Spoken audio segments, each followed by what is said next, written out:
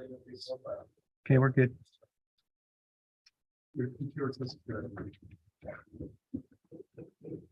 This time we're gonna call to order the meeting on November 7th, 2022. City attorney, is there anything you want to say before we move to closed session? Yes, in the closed session agenda tonight is government code section 54957, public employee appointment / employment. Title City Clerk and Development Services Director. We're gonna see the first. No, Mr. Mayor, we did not. Thank you for a motion. Motion second, all in favor? Aye.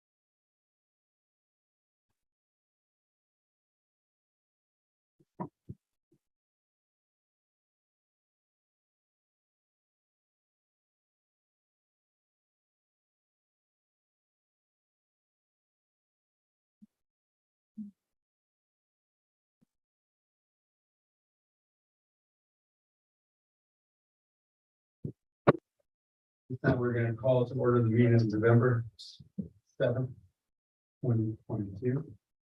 Vice Mayor, pledge allegiance with the leaders. Call to order the meeting of November. Again, I pledge allegiance to the flag of the United States of America and to the republic for which it stands, one nation under God, indivisible.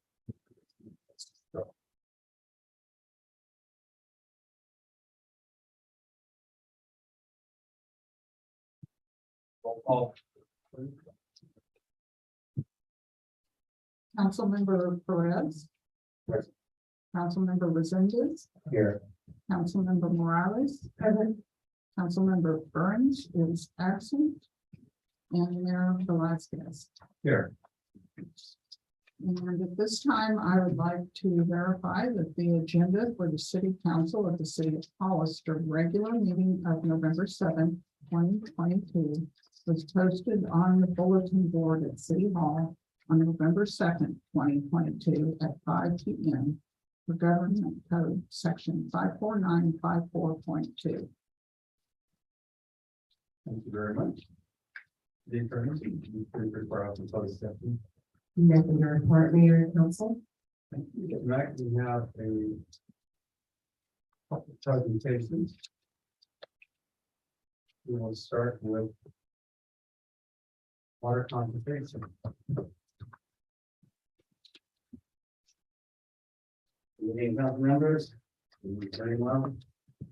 I will share presentation. I'm going to report to you, excuse me, on our water conservation efforts and also the church removal program that we've had. We've got a good response. Next slide, please.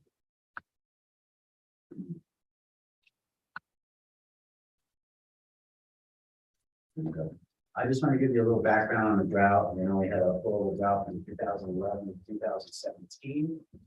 We kind of broke up there, and 2019, most of the state was drought free except for a small little section. Then 2020, when the pandemic hit, we started getting back in the drought again because of horrible wildfires. Up to end of the world was soon behind that. So we got out of that, but the next year we continued to survey. And then April 2021, the California declared a drought emergency for several counties, including our own. And then we went on, it started getting worse. And then we enacted stage 1 of the water shortage contingency plan, which was a voluntary 15% reduction. And in October 2021, the entire state is under a drought emergency. But then in April 2022, we were told that our allocation from the federal agency, the United States Bureau of Reclamation, where we import our surface water from, that we're getting a zero allocation for both ag and municipal purposes. I've been in this business for a long time. It's the first time I ever heard them a zero allocation for the municipality, so that really caught my attention. And we use that water. It's very important here for those who don't know. It improves our drinking water quality. We use it for growing crops and also replenishing the groundwater basin, which is super important because we've been living off that for the last few years, and we use that as a backup supply when we are in dry conditions. So in May of 2020, the water managers in Hollister and San Juan enacted stage 2 of our drought contingency plans. And that is mainly focuses on landscape irrigation outside. So the big thing is people only allowed to water twice a week. According to the address of the property, odd and even. Odd addresses do Tuesdays and Saturdays, even ones do Wednesdays and Sundays. So that really helps out our situation. Now we're getting into the rainy season, so I'm hoping everybody can either turn off their irrigation system or cut it really back. This is why we focus on landscape irrigation in the urban area. So you can see landscapes take about 54% of residential water use. So it's a big part of that percentage is using that water outdoors. So we look at what are our results since we enacted some of these measures. Well, we didn't get very good response at the beginning, but now we're starting to see people starting to crack down a little bit. You can see we used 15% less in the same period in 2020, 11% less than last year. Year to date, this is where we fall short. We're 5% lower than 2020 and in 2021. 12% lower in 2013, despite the growth since then, so that's a good thing. We saved about 36 million gallons of water compared to 2021. We saved that much water this year, so that was good. And what I really like to focus on is the gallons per person or per capita per day. And we saw a 9.2% decrease in 2021, 12.8% decrease in 2020, and 30% decrease in 2013, 36% decrease from our historical high of 140 gallons per capita per day. So that's really good. So I just want to remind you, in the last drought, the governor stepped in and said everybody has to reduce their water use 25%. Our target was 89 gallons per capita per day at that time. We're at that same level right now. So, we're doing a pretty good job. We can always do better. And that's why I like these type of programs, the trip removal program, because our drought measures are, they're temporary. They're just for when we're in drought. But this is like a permanent reduction of water use. When we only use turf when we actually use it in our yards. It's not just for decoration, but it's for kids, animals, entertainment, things like that. But if you have turf that's just for decorative purposes, it's really a waste of water, and it takes a lot of maintenance. So it's really better to go with the drought tolerant yards. I'll just go through these real quick. You can see some of the results here. Of course, those plants are going to have to go in, but we're seeing quite a bit of difference in the landscapes. That's out at Stonegate. See this one here out of Ridgemont here. That was all lawn on the left there at one time. Now it's bark and drought tolerant plants and rocks. We've seen a lot of artificial turf put in this time. You see there's also Ridgemont where they just reduced, like that was totally unused turf out there that they said we never go out in our front yard. So it's good to see that they reduce the water usage that way. This is in Sierra Vista. There's a whole artificial turf installation right there. In the picture there. And then this is over on Element Drive off of Lad Lane. And then starts the outlet. You might see that they changed out as well. And they have like 2,600 square feet of turf out there in that median strip, which is really a waste. It's not being used, and you can't really irrigate it properly because it's just that big strip right there. So I'm glad to see they participated.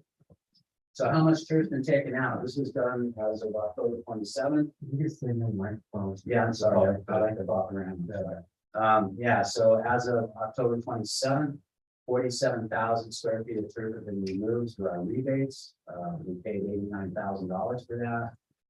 Actual turf removed because our maximum amount that we paid for was 1,000 square feet. So a lot of people went beyond that. So our total square footage that's been removed is 65,000 square feet. We have some pending projects. They're in the middle of finishing projects right now. And that's another 29,000 square feet. So we were funded 150,000, we've expended almost 149,000 so far. We are waiting for a notice from a grant that I applied for back in May. To continue the program, which I hope we really do, because there's a lot of interest in it. And like I said, we start the programs of permanent water reduction for reducing landscape area. So that would be a 50-50 cost share, $160,000. The Water Resources Agency would fund 80,000 of that. So just to give you some ballpark figures on how much water that reduces, in general, most lawns require 1.5 inches of water per week to keep the root systems moist.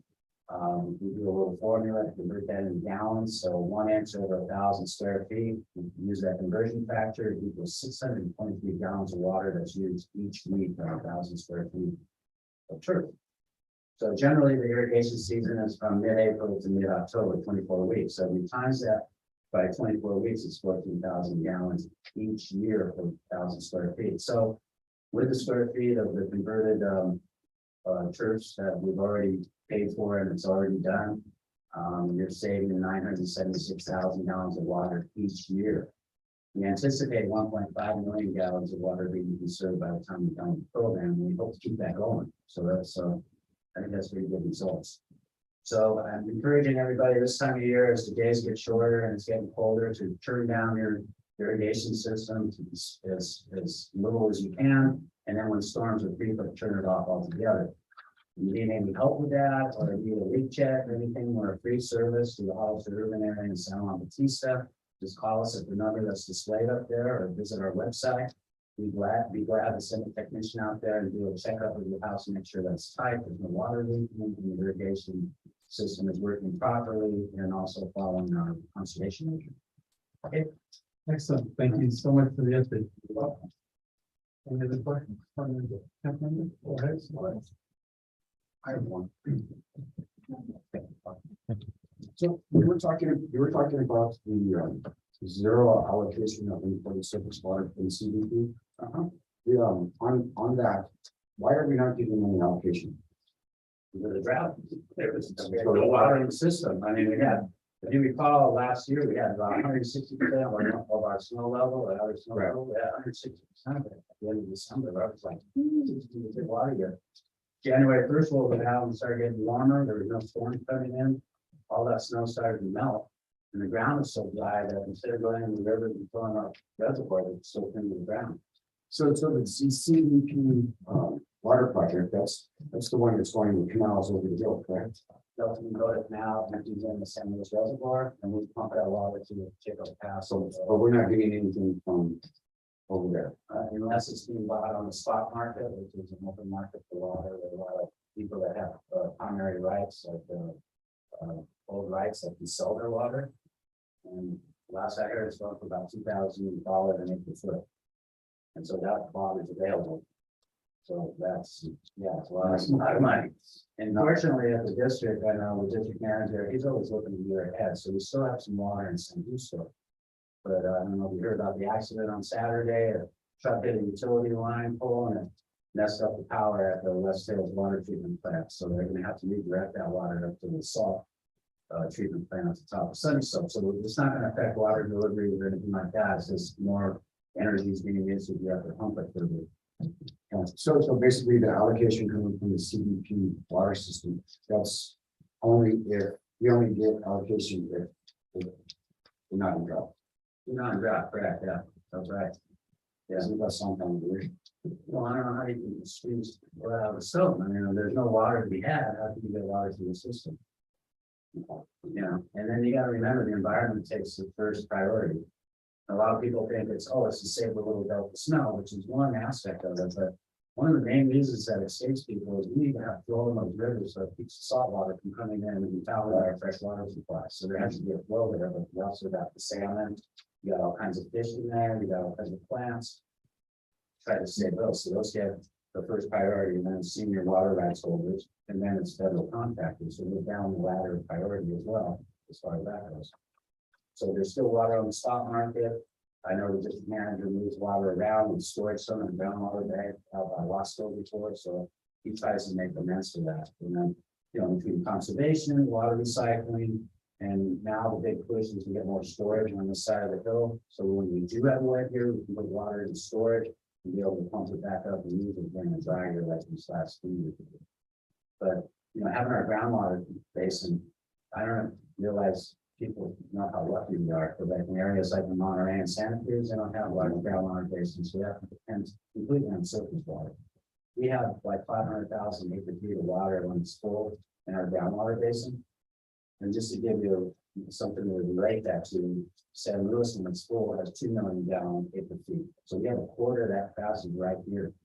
So that really gets us through these dry times, but we need to replenish it. It's like taking money out of the bank and not putting any deposits, and you gotta eventually replenish that. So that's the big fear, is how long does the drought go? And when you look at the long-term weather forecasts, which are very imprecise, so I take it with a grain of salt. It says it's going to be a La Nina year, which is generally dry and cold. But you might recall when we had all that flooding on Mother's Lane, and that was a La Nina year. So, I don't know, I'm hoping for rain, I'm hoping for snow, but we always have to be very efficient with our water use no matter what. Okay. Any question? Thank you very much for the presentation. You're welcome. Always love the way you present all the data. Very useful. I was wondering, on the incentive program, I know that it's a very generous reward system. Is there any way that at least, things will out tomorrow, if we can partner with District 3 for areas that even maybe we can work with other stakeholders or other partners to be able to do the work for normally to, replace kind of the loss that you're seeing is about $5,000 to $15,000. In 2012, it's better than nothing. It can probably help in different ways, maybe through apprenticeship programs or working with other system partners that would be able to do that whole work with colleges and different things. I'm always looking for partners, so Okay. I'm open to that. We do offer some tools, like we offer free landscape plans and things like that, for some people, they don't know where to start, so we do have some pamphlets on how to go about creating a water wise garden, and also some sample plans that have done by local landscape architects. So they're real easy to follow, it's not like by numbers, but as far as the money goes and the labor involved, it's always an issue. I have 2 people that drop from the program because the cost of everything's gone up so dramatically. And I think that's what I've been hearing is that they love to take advantage of the program, but when they actually do the research, it's a lot more money than what they thought. And so there would be a lot more people interested if we can find other partners and help them through that process. So I'm happy to work with them. I know Santa Clara, they have a program where they actually install the landscape for veterans and for low income people. So it's all about money, and finding people that can help with this thing. So I'm open to all that, but it's difficult. We got liability issues and things like that. So there's some things to be concerned about. But do you have any ideas or hear of anything? I'd be more than happy to follow up. And what have you been doing? Okay. Thank you, Mr. Sanders. Thank you, Mr. Mayor. I'm just wondering what other cities are doing as far as like new development. Are there ways that we can incentivize developers to Yes, I'm glad you asked that. add parks? Yeah, New parks, old parks. What can we do as a city to help with this problem moving forward? it's part of the impact. Well, if you're encouraging more people to move in, then we should offset that demand by offering these church programs in other parts of the city that have larger lots. So there's that goes that can be done. But the good thing about the new construction, and that's helping to our per person per capita water use, is these new houses are really water efficient. The smaller ones, they have to follow the model landscape ordinance, which only you can only put in 25% turf in the front yard, and everything else has to be ground tolerant and bark and real water efficient irrigation system. Plus, they have to follow the green plumbing codes that we put in place. So these new houses are super efficient. I don't like the looks of it, but as far as water use goes, they're doing a good job of being efficient. But I've talked about that for a long time. I really think that if you are bringing a bigger demand into the area, then maybe we should offset it in some other area. And I'm serious about the impact of this. I mean, why not take a little bit of that and throw it towards the other parts of the town that can really use that help? What about existing parks? Is there anything we can do to help out with existing? Yeah, parks? and we worked with the parks department before and I would, a lot, and the main thing is to be as efficient as possible and have regular maintenance. And there's stuff that needs to be done each year when we're working with our local clay soils. Some of the problems we have with recreation, and those skills we use year round. They really need a period like in the springtime to rest. We can aerate them, reseed them, and let them rest for a while, but you need to have the, the income needs to be coming in from the parks being used, and there's a demand for it from the public, so it's hard to coordinate that. So there's things like that we can really work with the schools as far as getting the irrigation system efficient. Because you need to have the same heads, so they have what they call head-to-head coverage, where one sprinkler shoots out, another one has to pick up where it stops off, so you can saturate an area in the most efficient way possible. Make sure you're scheduling it right. And, most of the school personnel, they're professionals, they know what's going on, so they're doing a good job. But the main thing is, to me, is the turf, the non-functional turf that you see around town, especially out at the business technology park.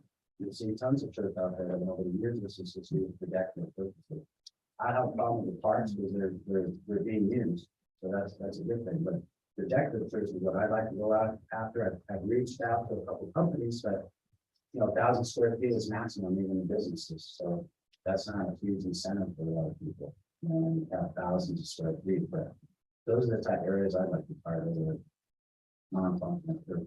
As a matter of fact, the government put out a executive order saying that we're supposed to stop watering those things. That was last May, but stop watering them altogether. Anything that's not functional.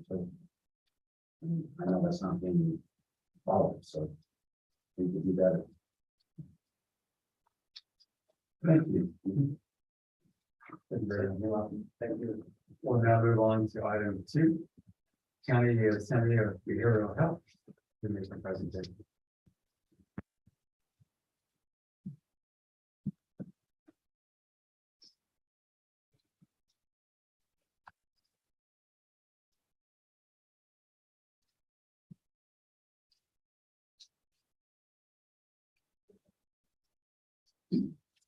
Good evening, Council. My name is Teresa Gonzalez.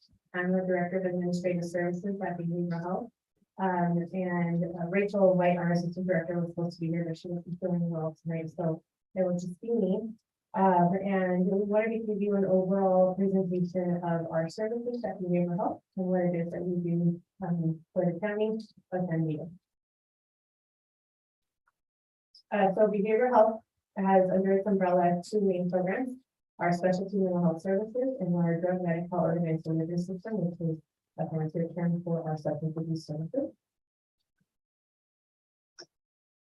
And focusing on our mental health side of the house, a lot of the items or services that we provide under specialty mental health services include every one of these components. And it includes prevention and early intervention, outpatient therapy, targeted case management services, medication support services, conservatorship under the LPS Act, behavioral health diversion and reentry support, which is one of our innovation programs, and crisis and intervention and stabilization services. I do want to highlight that our specialty mental health services are volunteer-based, so it's, we don't force treatment on people, and it's delivered in the least restrictive setting for the individual. And it's also provided based on medical necessity as defined by the Department of Health Services. For our substance abuse program, we have all of these components under that program, and that includes our substance abuse prevention and our Friday Night Live group, which is a student-led, student-based group at the high school. We are exploring options to create one of these groups at our one by Rancho Santana as well. And that would be part of that. Then we also do drug court. We do outpatient services, intensive outpatient services, residential sober living environments, withdrawal management, which is commonly referred to as detox sometimes, and opioid treatment programs, narcotic treatment programs, and medication-assisted programs and treatment. Just like mental health, this is a voluntary program, and a lot of it is where you land on the type of service that you need is based on client reporting. And it's also provided based on medical necessity as determined by the Department of Health Services. If you notice in the last few slides, we have some of those sections highlighted in red for mental health prevention and early intervention. And for substance abuse, we have the last three on the right. And that indicates our contracted services. So everything in green we provide in-house at the San Diego County Behavioral Health Department. And the red is what is contracted out. So we must meet timeliness and access standards as defined by the Department of Health Care Services. One of those standards is our time and distance standard. So we are considered a frontier rural county because we're small and we're under a certain amount of population. And for frontier rural counties, our standard is to be able to have services available for residents of San Diego County within 60 miles and 90 minutes from their home. So within that radius, we have to be able to provide services that are required by the state. And there are exceptions to this rule, and those exceptions need to be approved if they're outside of that radius, and need to be approved by the state and the Department of Health Care Services. We also have a timely access standard. So it requires plans, which is what we are, we're the behavioral health plan for San Diego County. And it requires plans to meet state standards for timely access to care and services, also taking into account the urgency of the need for services. So for mental health, we have a standard to get someone into the door for an appointment within 10 business days of their request, and then also to get them into treatment within 10 business days after they submitted their request. For urgent care appointments, 48 hours. To us, urgent care means crisis. So we have a 2-hour response time for crisis, so it shouldn't take any longer than 2 hours for us to respond to a crisis call. And then for regular treatment, we have 10 business days for a client to meet with a clinician or a case manager, and 15 business days for them to meet with a psychiatrist. And that's the state standard. For substance abuse services, we have 10 business days from the day that they request the appointment to get them in for treatment, for outpatient, intensive outpatient and residential services, and then 3 business days to get them into an opioid or narcotic treatment program. These are just our standards. We do strive to do everything faster than what our standards are, but this is what the state allows for counties like ours to be able to get someone in for treatment. So I'm just going to go briefly through the client flow through our behavioral health services. A client comes in, they request a service from us, and it could be either written, it could be in person, via telephone, or through a referral from the community or from their doctor. And then a client is informed we have a very brand new change in our process, which is called open access intake dates. So clients can walk in any day or Tuesdays and Thursdays from 8 a.m. to 3 p.m. and they'll be able to be seen the same day for an intake.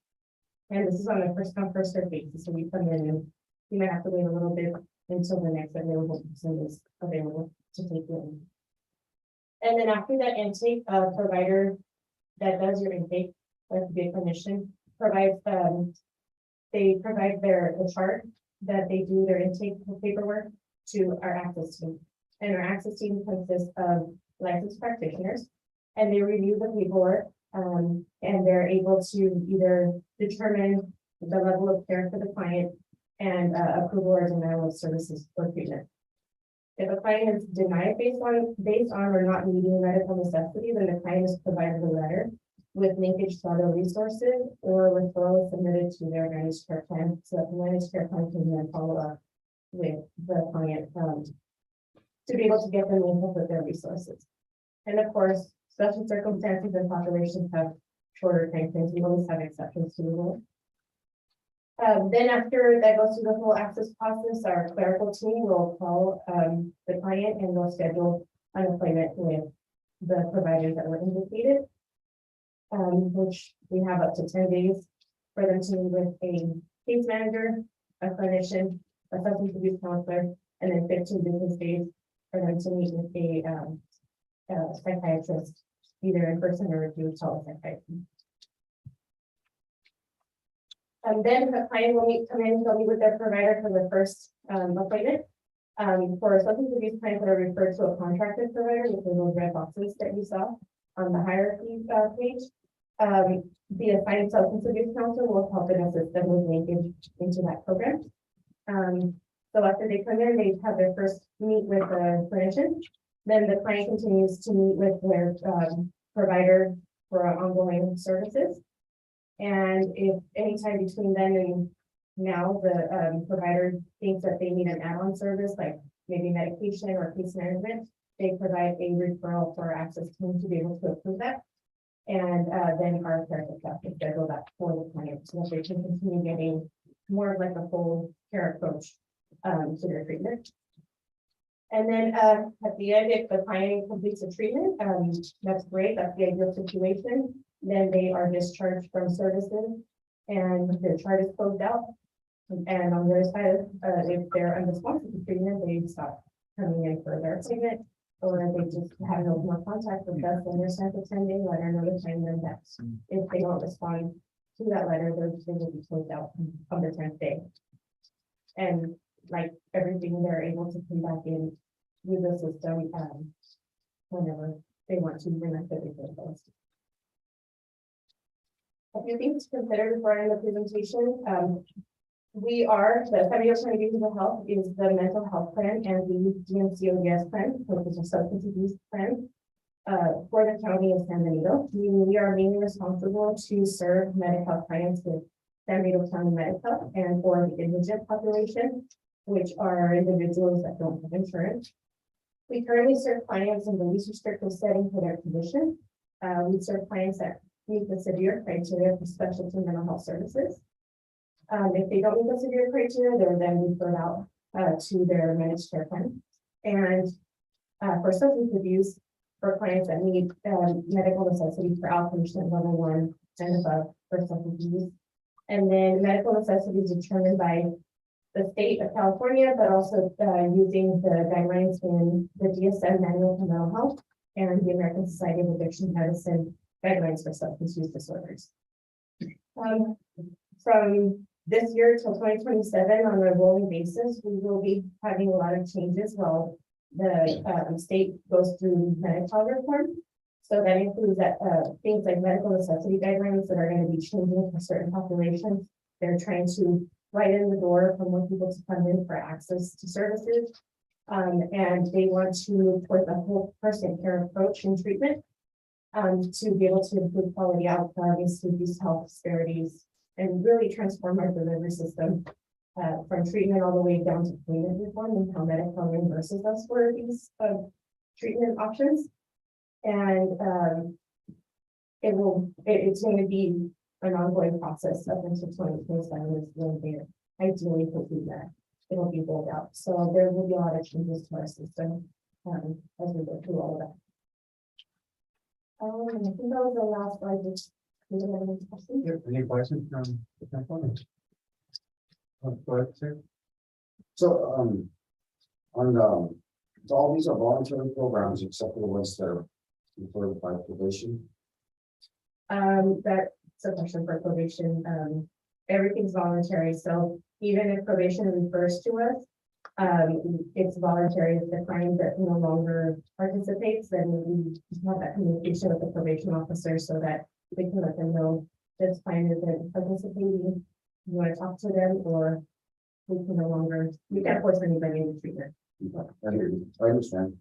The I was just wondering because it says voluntary program, and I know I was there on voluntary. Then we were talking about timelines and state timelines. So what happens when you guys don't follow those timelines? What happens to you guys? Yeah, so we get audited very frequently every year. We have quite a number of audits. Actually, this year coming up is an audit year for us, where we have more than the usual amount of audits. So every year they take our data to see, we measure timeliness. So they take our data to see if we're meeting the criteria that the state sets aside for us. which is the 10 days and the 15 days that I was discussing. We were under that, currently, and we've never really had a negative finding for that, in our audit. So, if we were to, then it would just be a corrective action plan with the county, which is a collaborative, process and collaboratively with the state to be able to have some technical assistance from the state to be able to help us meet our timeliness. And you haven't had any of these situations before? No, not that I'm aware of, situations, maybe single situations, Yes. perhaps, but when they look at the data, they look at, the whole department, and of course, there's always going to be outliers. So, I just kind of wondering. But Thank you for the presentation. I think, one of the reasons that, several meetings ago, we actually, the city council, as a result of our community, and seeing a lot of what's happening, we are funding a contract, a community-based organization, actually it's a pilot project, because there's a huge need. So as a result of our community needs, we decided to respond, even though we knew that it wasn't the city's responsibility to do so. So I think the concerns that you're hearing here today are, we're wondering, how can we have, different collaborative efforts when we're seeing such a need? You don't need to go far to, Dunbar to see, people that have, mental health needs, maybe potential use of abuse, maybe dual diagnosed. And because we're seeing, a lot of things happening in the community, one, we want to have a better understanding of your services, so thank you for that explanation. Two, how you partner with our police department and fire department when we're seeing, I think more frequently, community members that have needs. We were also concerned about the grand jury's report and their findings. And just seeing how we can work together to basically resolve a lot of the issues that, even though they may not be the city's responsibilities, will be our impacted partner as a result of that. And then if you could, I know I'm asking a lot of questions, so I'll break them down again because I wrote them down. And then we know that the governor just signed into law care court, and that takes out the voluntary aspect of it. So we wanted to hear your thoughts about the implementation phases. And again, I think the emphasis is how can the city be a partner, because we have kind of similar, if not the same goals of being able to address the needs for the mental health and substance abuse aspect of our community, and making sure that we do our best to do prevention, intervention, and treatment. And of course, this highly does impact our police and fire. So, but to do the comments. So one of the things you mentioned talks about our access to services and the need for the community. We understand, we've had conversations with Councilmember Perez and this as well. We don't serve the whole community. Our target population is medical clients and people that are indigent having insurance. So for that specific population, that's our target. So if you have individuals out in the community that are not medical beneficiaries, then they would also be served best by their insurance plan. So if you're not indigent, then you have an insurance plan through your employer or from wherever, and they're served best by their network. We're not an in-network provider for any private insurance company. So we solely focus on medical health beneficiaries and indigent plans. You mentioned Dunbar. Again, we do a lot of outreach, but a lot of the, a lot of the situations where we necessarily maybe can't help these individuals is because sometimes they don't want to come in for services, and we again can force someone to come in for services. Care court, that's a very multi-layered approach to involuntary services.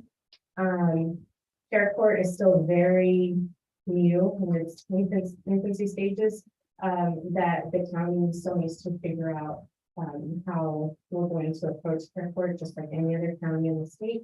The state is still also trying to figure out how to, roll out Fairport. So I can't really comment too much on that because we don't have much to comment on. We've done our initial research. But aside from that, we don't have anything 100% set because we didn't know it was going to be 100% finalized until it recently was. And can you tell me if San Diego County has adopted Lorazone? No, San Diego County opted out of Lorazone. But would you indulge in maybe sharing some insights in terms of how we can be a better collaborative partner? We do see and are impacted not only from a resource perspective, but also financial. And that is a concern to at least this council member in terms of, well, we understand it's our responsibility. We are addressing these issues on both perspectives, and if we are contributing resources, we want to see how obviously that may or may not be a long-term solution. But we definitely want to express our concern that we're seeing in the community, and the needs of our residents, and we're seeing the gap that they're not receiving the services that they need. So how can we help, or how can we help with that?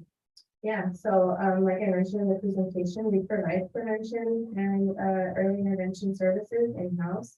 Our prevention for substance abuse and prevention program is growing. So we don't necessarily have a need to collaborate for a lot of the items that we provide in-house. We right now don't have a need to collaborate, meaning contract out. A lot of our funding is really restricted and tied to regulation and to a lot of rules that the state has, or it's if we have federal dollars, they also give us a lot of restrictions. So at the moment, that's not really something we're looking for. What we do contract out for is for treatment-based services. So it really depends on the program that you're talking about. It's really, behavioral health funding is very complex, very multi-layered, a lot of restrictions, a lot of auditing that goes on. So it's not really an answer that I can give you. It's really going to depend on the specific niche of behavioral health that you're looking at. But as the city, what we can do and what the community can do is for us to work together collaboratively to develop a referral process so that referrals could be sent to the appropriate agencies to help the individuals that they're responsible for. So for example, for us, how can we refer medical beneficiaries over to us so that they can have access to their services? How can the city help with referrals to private insurance providers for those that have private insurance, like myself, or other people that are employed by an employer that provides insurance for them. So it's really a multi-layered issue and concern. It's also our concern as well as the department. And really, we've been trying to have these collaborative conversations with a lot of our stakeholders as well. We do a lot of community-based meetings. So if anyone is interested, then more than welcome to come to these community-based meetings to get more information. Which is also where we share our audit findings and a lot of our quality improvement initiatives. So it sounds like you are speaking on behalf of the behavioral health department, that you're willing to be a collaborative partner with the city, and that you're open and willing to work with us in a proactive way to be able to address our common goals and needs. Is that what you're doing? Within our capacity and within the capacity that the county allows us to. Yeah. Of course, we're not going to ask you to do something that we won't do that. So yeah, you right there. A couple more questions. We were talking about the SLEs. Yeah. How many contracts do you have with outside agencies? For off the top of my head, for SLE specifically, sober living environments that are just an environment for sober living, they don't provide treatment. We have two, male and a female. In sober living environment, and then for residential contracts, we have one in the county that qualifies to contract with us. Which one's that? Sun Street Centers, and then we have Door to Hope, which is in Monterey County. So yes, we have Janus of Santa Cruz. We have Encompass, which is also in Santa Cruz, and Valley Health Associates, which is our chronic treatment program, local treatment program. So you have access to beds pretty much free, really. Yeah, How but we many share that with other towns too, so. It really depends. How many beds do you have for teens? Oh, for teens, so we have 2 contracts for teens. We have one with Advent, Advent Group Ministries, and then we have one with Target. That's a good question because we don't have necessarily a set amount of beds. We share these resources with other counties. However, for teens and for youth, that resource is very impacted throughout the whole state. So it just So you don't have a number to give them. no, because we don't have dedicated beds for youth. We don't have dedicated beds because we don't have the utilization to be able to pay for dedicated beds. But we do have availability and access to these services in case we need to send in some, and the client needs that medical necessity to go to one of those, then we have the ability to use them. So, and what type of semester score do you need to have to be able to qualify for this program? ASAM score. ASAM. So ASAM score for residential program would be a 3.1 or above, 3.1, 3.2, 3.5 level of care. That's a residential definition. What's the first level on your first number? Level 1. That's, Yeah. thank you. Thank you. Ms. Mertens. Thank you. It's Cruzel. Yeah. Okay, hi, I just want to say thank you for coming and presenting. This has been very helpful. I've noticed that there has been some criticism and some frustration of the community geared towards your department. So I'm really glad that you're here to answer questions. So thank you for that. Yeah. As Councilmember Dolores pointed out, we did provide funding and a contract to like an independent nonprofit, I think. So hearing you come has been very helpful. What I'm getting from this conversation is that you only service people that have Medi-Cal. For treatment, for prevention, we don't look at insurance. Yeah, so prevention, it's wide net for everybody. You're over at Rancho Santana and you're doing tons of education and prevention for the community. Right. But for treatment, you have to have Medi-Cal Or no insurance at all.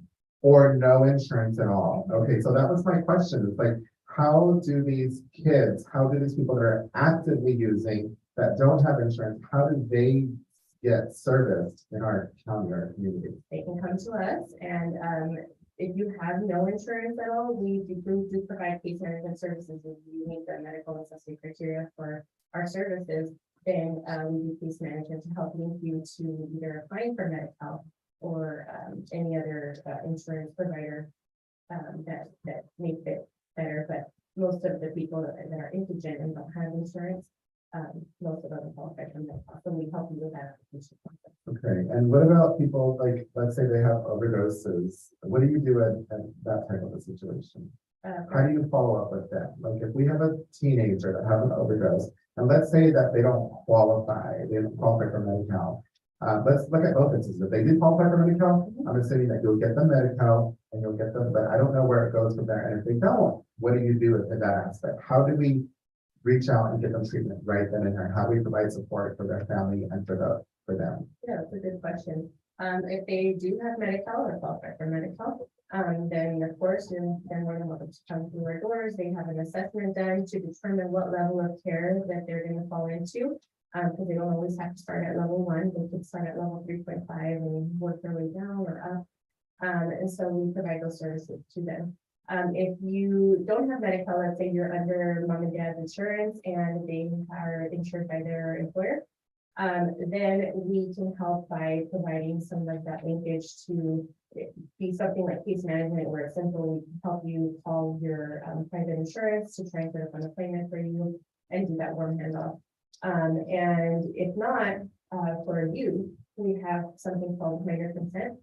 And minor consent allows youth from the age of 12, and I believe I can't remember the exact age, it's not 18, I think it's a little bit past 18 that changed. They're able to come in and consent for treatment on their own without their parents access or having access or knowing that treatment, and it's for the purpose of helping them through their addiction or personal mental health services. Okay, so I've got a couple of concerns. Number one, I don't think we should continue funding a private nonprofit to provide a service. that it sounds like you guys are able to provide.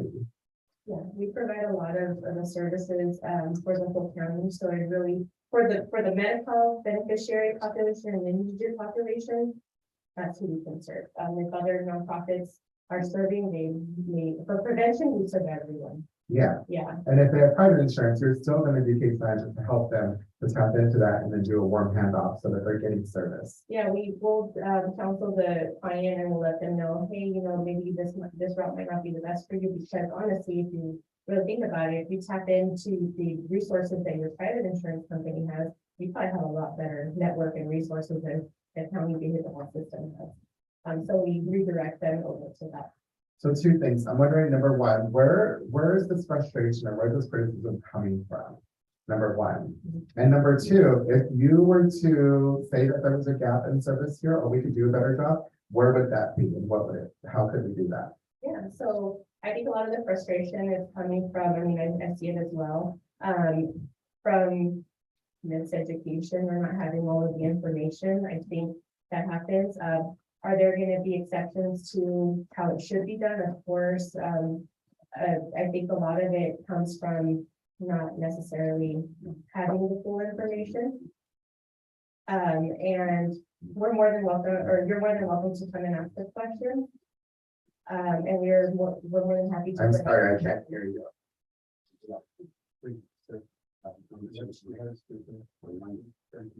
Go ahead and say. We're more than happy to provide education to anybody that has questions. You can call us at 831.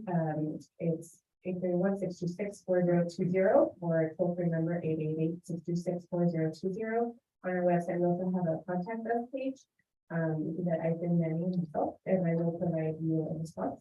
And then your second question was, If you could provide some type of criticism, not even like just a bit of reflection on where you can do a better job, where we can do a better job to help support you, that there's a gap in service of the community, what would that be? And how can we start working towards yeah, fixing that? Or, there's enough people to help in the community for everyone. Like I said, we focus on this specific population. So there's a whole other percentage of the population that also need help that maybe we're not focused on our target population.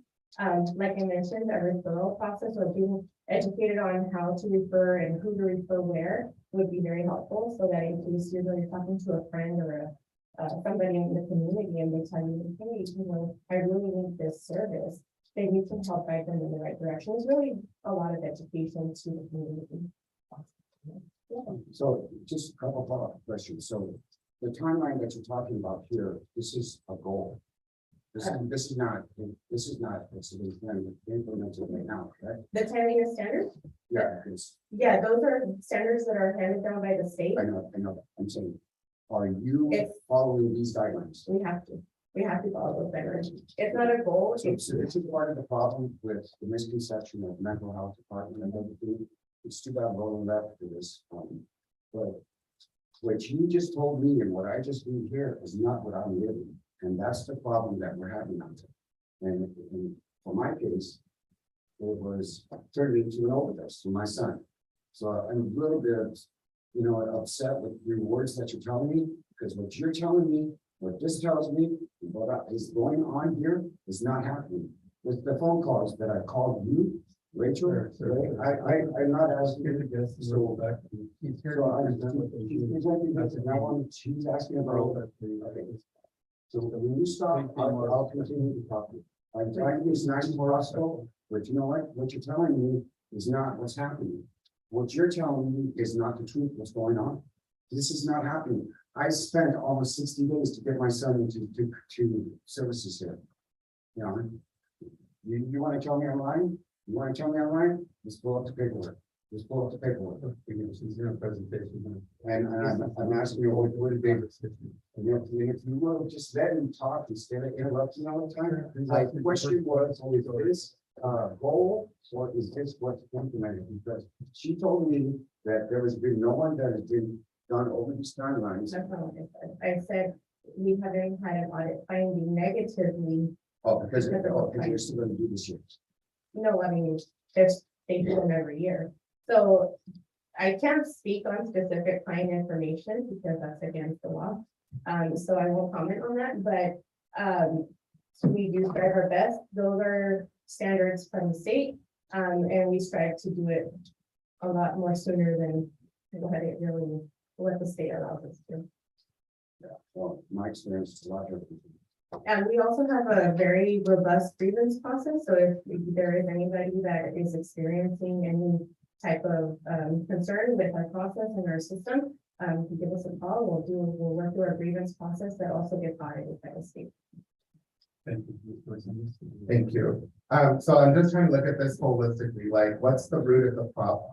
And what can we do as educators, community members, community leaders, like what is it that we can do to prevent our youth going out and using substances? What are some things that we can do so that we can look at it policy wise as council members, as supervisors? Can you just help answer that? Yes, of course.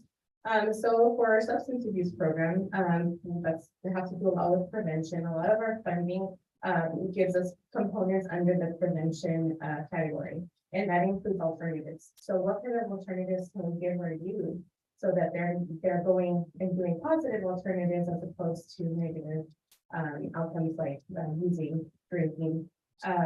So that's one thing. I know growing up here in Hollister, born and raised, I was a teenager, there was nothing to do in Hollister. And I still hear that happening now. So giving students alternatives is a great way to keep them from using. It gives them space, it gives them a group to be able to do that with, which is why we have and we're funding the Friday Night Live in school and then Club Live at Legends in Canada. Thank you. I just personally want to say thank you for your presentation. I know what your group does. I've been working with Together Health for several years. Your group, the county and the city partnered to create some public sector 24/7. And that was a partnership that has made a difference. It's tough, but I can remember many times members in your office coming out and helping you as we walk the rivers and the campus to get the help and get people signed up for the services and treatment they need. As you point out, you can't force anybody. It's unfortunate, but several refuse the help and then actually several for lawsuits over it. But overall, you've done a good project. Your department's done very well. As with everything, you can get better, but making sure we're getting collected information out to the public. So the public does know that you're providing the services and where to go. And we go together as the county and the cities working together. So it'd be nice. Pick up. There's nothing perfect. Right. If it was, we'd have these problems, and I know the state is implementing the new programs, new rules that might help with some of the challenges out there that we've all experienced, and the law has made it difficult for us to be certain about it. A lot of red tape. A lot of red, Yeah. it's taken a lot of fences to get over, but things have improved, and we need to stay all over it. There's no doubt about that. Yeah, and but for the community, I mean, there's ways to get involved with behavioral health. We have behavioral health board meetings that are open to the community. We have our quality leadership committee meetings that are open to the community, our cultural competence committee meetings open to the community. So if there's ever anyone that wants to get involved or learn from our services, those are open. Absolutely, we hope to be more volunteer and help. So thank you again for being here. Do we have any speakers?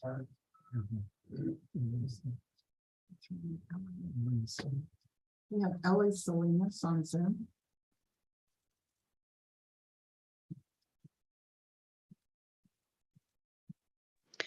Thank you. Good evening. So the system is broken. The grand jury report clearly states that there's a lot of issues with behavioral health. As of the last presentation that they did at the supervisors, they still don't have a certified drug addiction clinician. They The county spends well over $1 million funding them for outside contracts. And yet, last year, they failed the audit from the state. They are way behind. Clearly, as soon as the grand jury report came out, that following weekend, they were already on Tuesday's agenda to come and do a presentation. It's called damage control. This is exactly what's happening. There is a problem. She's not able to really answer truthfully, and Councilman Resendez, you touched on it quite clearly. With regards to are there services where you don't need insurance and you don't need Medicare? And she finally answered that you don't need it. People don't know that. I've heard of people tell me that people have been turned away because they were not on Medi-Cal and they did not have insurance. That's a problem, and that's not hearsay.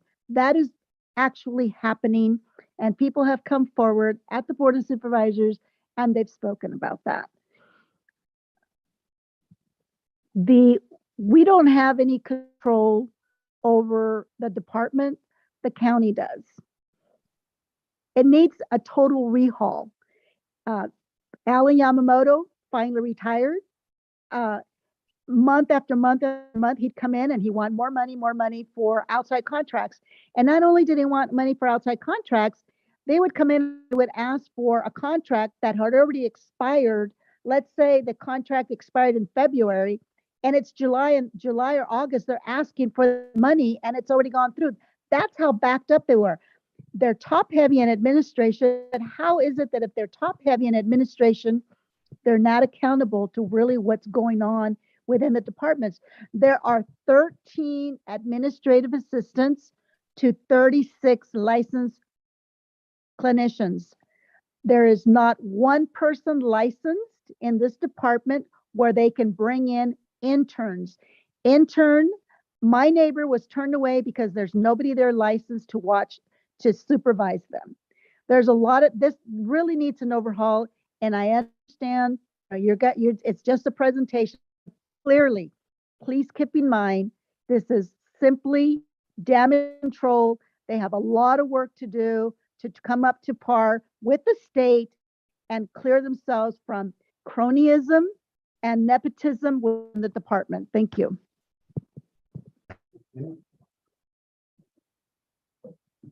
No more speakers. Oh, wait, about that? Yeah. Oh. That's what I-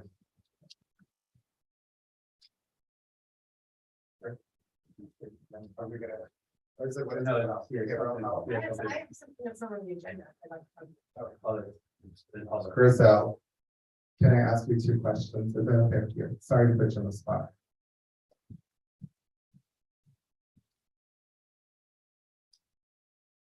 Is it true that you have certified drug clinician? I would find that very hard to believe at a behavioral health that's funded by the state and the county at your organization. No, that's not true. Thank you. Our whole team is certified or registered. Is it true that you failed your audit from the state of California last year as well? No county really fails or audit, all counties take corrective action plans. Yeah. So it's not a negative thing, a gotcha type of thing, it's a collaborative way to work with the state to improve services. Awesome. Thank you for answering those questions. Thank you very much. Remember, there's no disagreement, right? Correct. Thank you. We're gonna move now to the consent agenda. Are there any items council like to pull? Go ahead.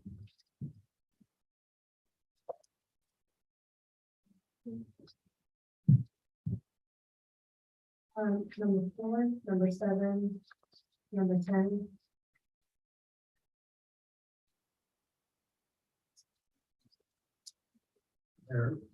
Staff would like to withdraw A17. Yeah, we're still doing some contract negotiations. Yeah. A17.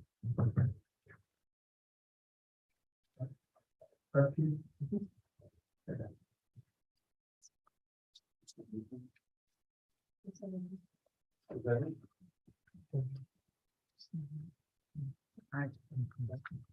Any from the public?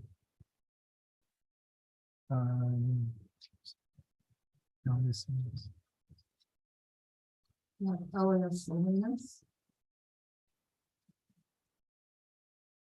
No, any items from the public that are full? Raised your hand, so I'm assuming. May I speak now? Go ahead.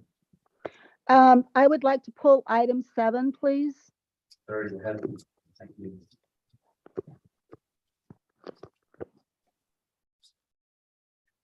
Nice, that's all. Okay, your motion, So moved. Do we need to do a separate motion to withdraw? No, I thought. So move to adopt as presented by staff. Second. second, all in favor? Aye. Motion carried, we'll move now to item A4. So, I just concerned about, the traffic calming and improvements overall. I think we're still waiting to hear back, but just as an example, not that we're talking about this, but, Red Lane, for example, and so how do we, ensure in terms of different fiduciary duty that when we're talking about traffic calming, that that's going to be effective, that the contract will have proper oversight, that the work will be done in a way that was intended to do, and that if not, then what corrective measures? I know that that particular project is supposed to be completed October 1st. We haven't seen anything, and so how will you ensure our community that these things will be addressed in this particular traffic calming?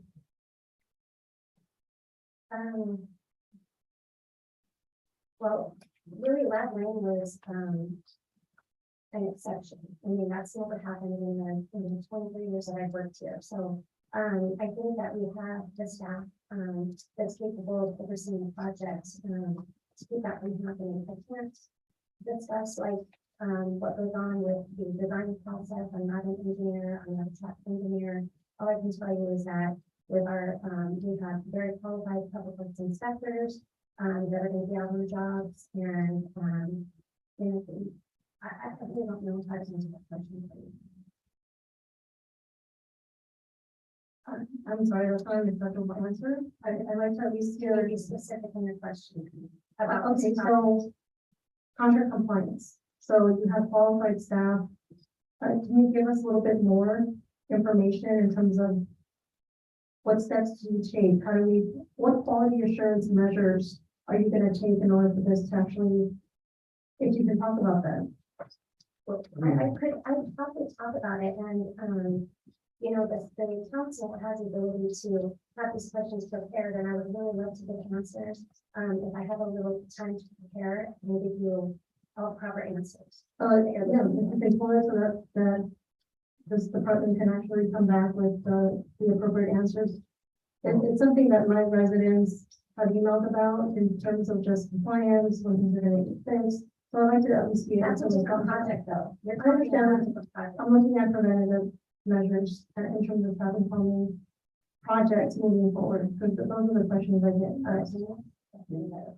And I'm happy for you to have as much time as you like to come back with answers.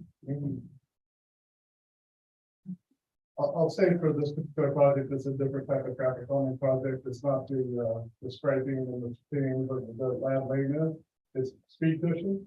Is essentially the traffic calming element at this one. So we certainly do have staff in place, and Renee mentioned our inspectors who are out there on the job ensuring quality. We also have built into our contract, and lab lane is no exception to this, but this one will be too, that we have liquidated damages to kick in when and if the project is not finished on time. So those are all measures that we take. We have the contractor, our city attorneys who help us to enforce and interpret the contract and hold the contractors accountable. So those are all measures that we do, as far as, and then also, we try and work as collaboratively as possible with the contractors that the city hires. Because this is team. I mean, the whole thing is team. And so the whole point of this is to get successful projects implemented that help the city hall through this particular project is not only traffic calming, but it's also pavement improvement, utility improvements, we're upsizing sewer lines and making some better storm drain connections, et cetera. So I'm hoping that can help answer the question for you, and if you have any others, I'd happily try to answer. Sorry, Jeff, Morrow. And also too, like when we run into a subcontractor that we know that does not do quality work, we're not going to allow them to move forward in a future project. So, like Renee said, that lane is the first time it's happened in 20+ years. I mean, and that's from staff discovering that they were not doing it correctly. We've shown measurements that they did not follow the plan.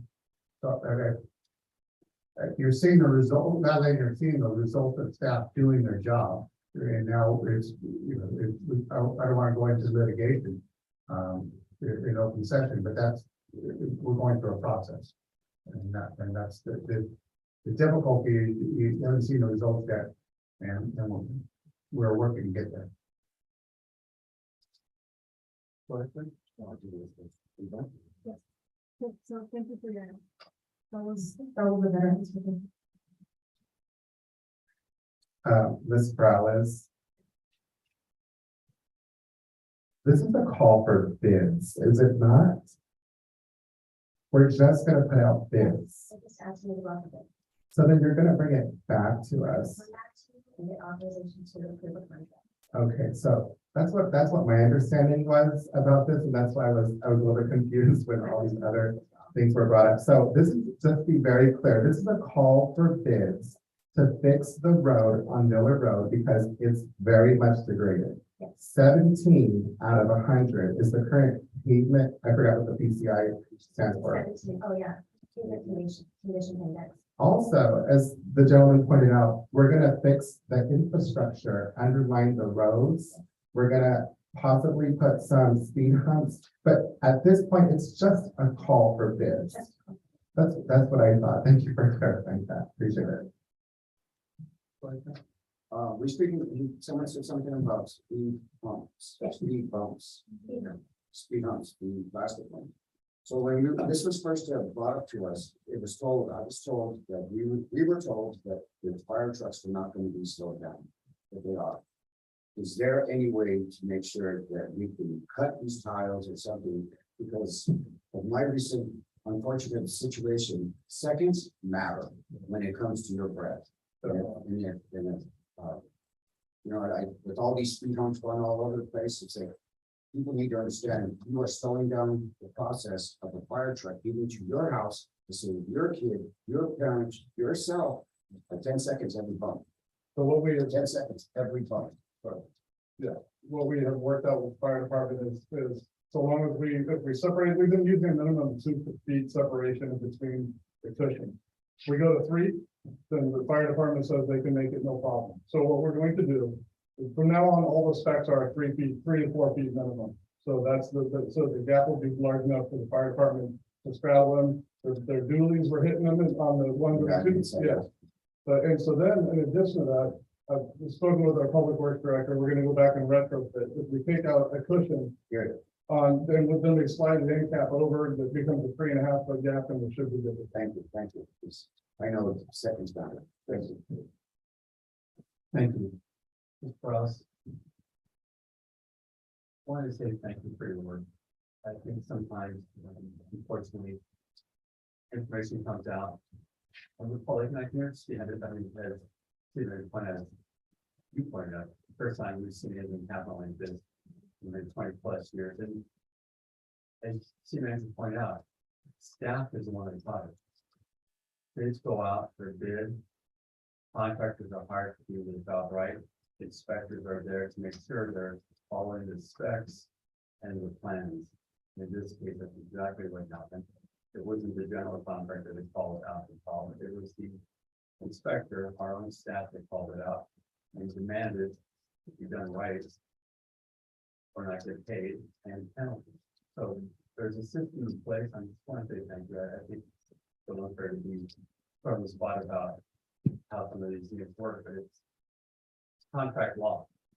And especially when it's a government agency, it's a whole different level of contract law. So it makes it very difficult to just want to say thank you for yourself. This is hard work and even years have been working so hard to get these designs in place so we can start fixing our streets. Our road index has gone up already from 67 up to 74, higher than any other community in the area. That includes Morganville, Gilroy, Salinas. We're doing it right, but it's gonna take time and a lot of money, and I think there's a lot of fight on the books moving forward, so this is a call out for bids to see what happens, and we can go from there. And every time we discover something new, we learn from it and we fix it, and we make sure those things don't happen, and so. And thank you for doing this.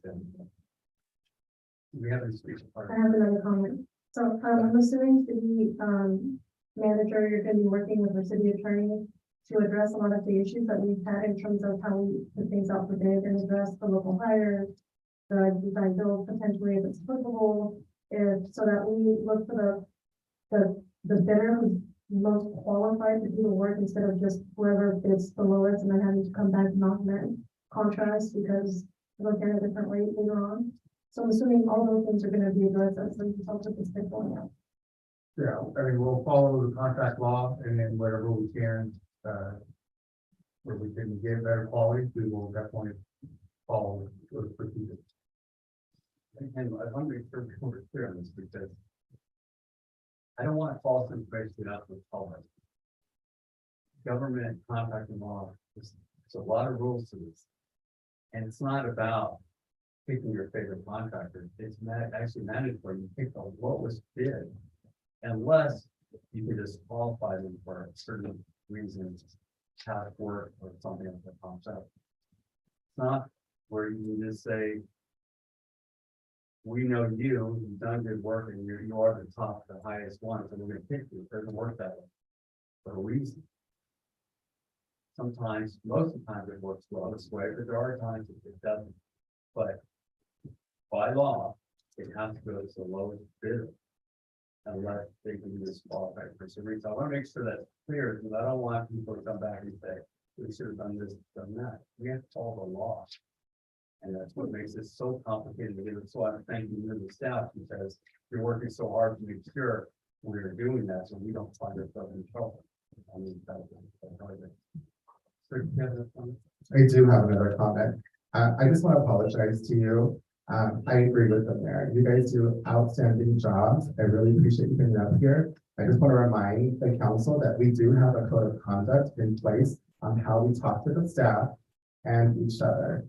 And I intend on fully following that code of conduct. I think it was completely disrespectful of how you were treated while you were out there, and I apologize for that. Also, again, this is a bid. The appropriate time to ask those questions would be either before a meeting, you can reach the staff through the city manager, or when the bid comes back. Thank you for all your business grounds.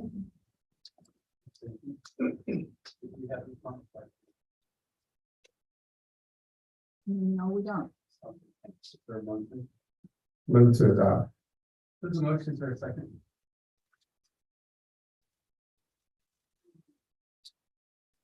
I will second. Okay. There's a second, let's say a second, all in favor? Aye. Yes. Motion carries 4-0. We'll now go to item A7.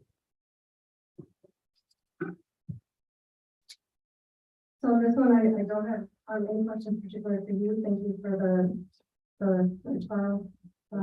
But I would like to refer staff to work with Mary on alternative options. I can if that's all of council's direction or a majority of council. I would say yes. I do agree with that. Thank you. You need a date certain or just No, you don't need a date certain for this. put that. Correct, it wasn't. We don't need a motion on that. No, you don't. All right. I think you had a member of the public also pull this item now. Yes, yeah. Otherwise, I'll take the bigger part of the side.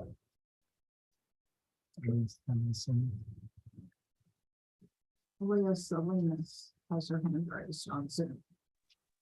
Hi, confirm this is item 7. Yes, it is. Okay, thank you. Mayor Ignacio Velasquez, you and I have discussed this company for quite a few years now, and I'm just surprised that this is a permit be given again to this company after they received the permit. It's just a piece of land. They've been trying to sell the permit. They've been going to numerous people have been talking about this, that they're selling it. I mean, it was down to it was at $2 million, and it was, then I heard someone ridiculous amount into 10 or above. And I just don't understand why this MBAM is getting a permit again from the city of Hollister when they haven't done anything. There are other people that have locations in the city of Hollister that would gladly apply for this. And I know that some people did contact Miss Mendez, and she was told that there was no openings for a dispensary, other permit. So how can, what is the process, and how can MBAM get the permit if it was never open, if it's automatic to them and they're not doing anything with it and they're trying to sell it? How does that benefit the city of Hollister? There's one operating dispensary, as you were aware. That one also sold, but that sold as an operating company.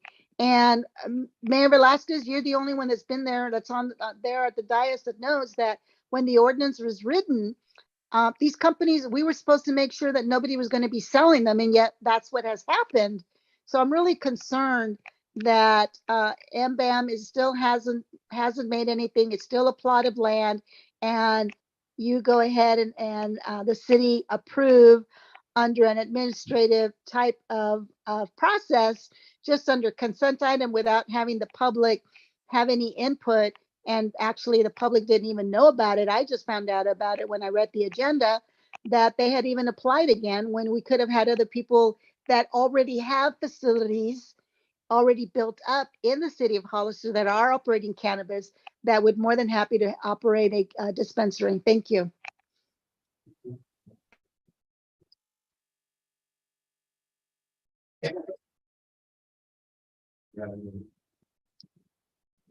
I believe we do, Mr. Mayor.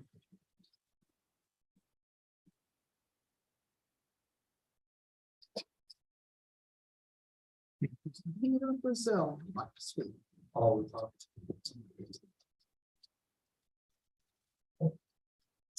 Good evening, City Council, Mayor Velasquez. This is not a reissuing of anything. It's an initial issuing that did not occur in the past and it should have. This is not a new permit in any way. It's one of the you guys allocated years ago. So it's not a reissuance of anything. Thank you. That's the last one. We're gonna now move to item page 10.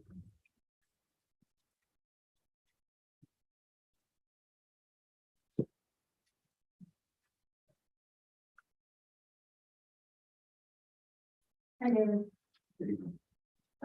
I just like to, first, thank you for the response and the report. I'd like to ask for staff, to work with, for a plan as a supplemental report that the council. Identifying priorities and work plan.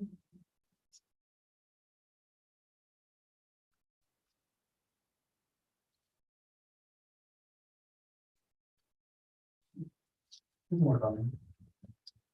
Thank you. Any other questions? Figure it out. No, Mr. Mayor. Is there a motion? So moved. Second. And second, all in favor? Aye. Motion carries.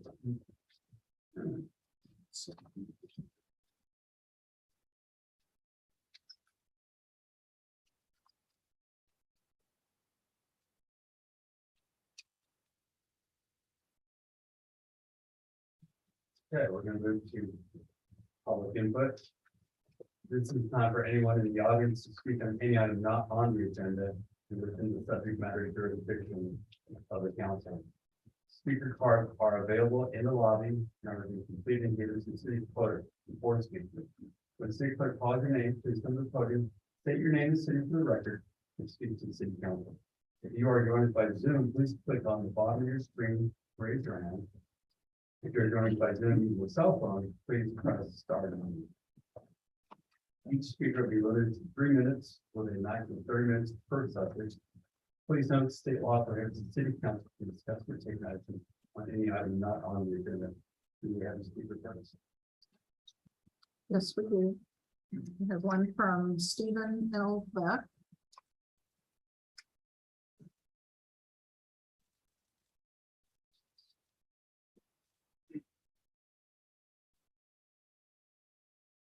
Evening, everyone.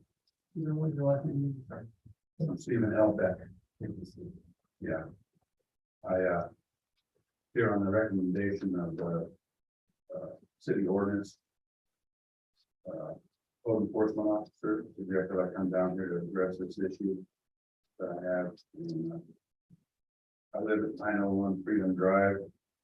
I purchased the home and moved in there on July 4th, 2002. So I've been there for a little over 20 years now. I received a letter from the city hall for police ordering me to remove my RV from my private driveway after being there for 20 years. Several of my neighbors, not all of them, though, have received the same citation. When I purchased the home, one of the selling points of the realtor made was that the driveway was large enough to park my RV and that there were no homeowners associated. So I thought it was okay to park my RV there. I feel like I've been discriminated against. There are many others in the neighborhood that have not received citations for their RVs on their property. When I brought this to the attention of the code enforcement officer, the response was, I'm the only one that does this and can't keep up with it all. This is the law. It should be enforced on everyone, not just a few. Not only is this discrimination, it's a financial hardship on me and others to be forced to support storage facilities. I'm on a fixed income, and along with today's high cost of living and basic human needs like groceries and gas, I cannot afford this added expense. One of my neighbors had to donate their boat, and I may end up having to do the same thing with my RV. This is a municipal code 8.32.060 prohibited activities and unlawful conditions. I just want to ask, please consider revising the code to allow citizens to keep their RVs on their own private driveway as long as it's not encroaching on public sidewalks and streets. This would free up code enforcement to enforce more serious matters such as not following the lawn watering rules during the drought, illegal fireworks, and many other things that just continue to go on. Ask if this might be added to the city council agenda to address. Thank you.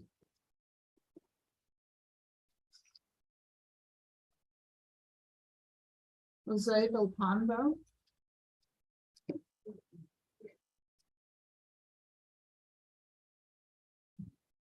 Good evening, City Councilman. Thank you for giving me this chance to speak about our project I have on the Gateway in San Felipe.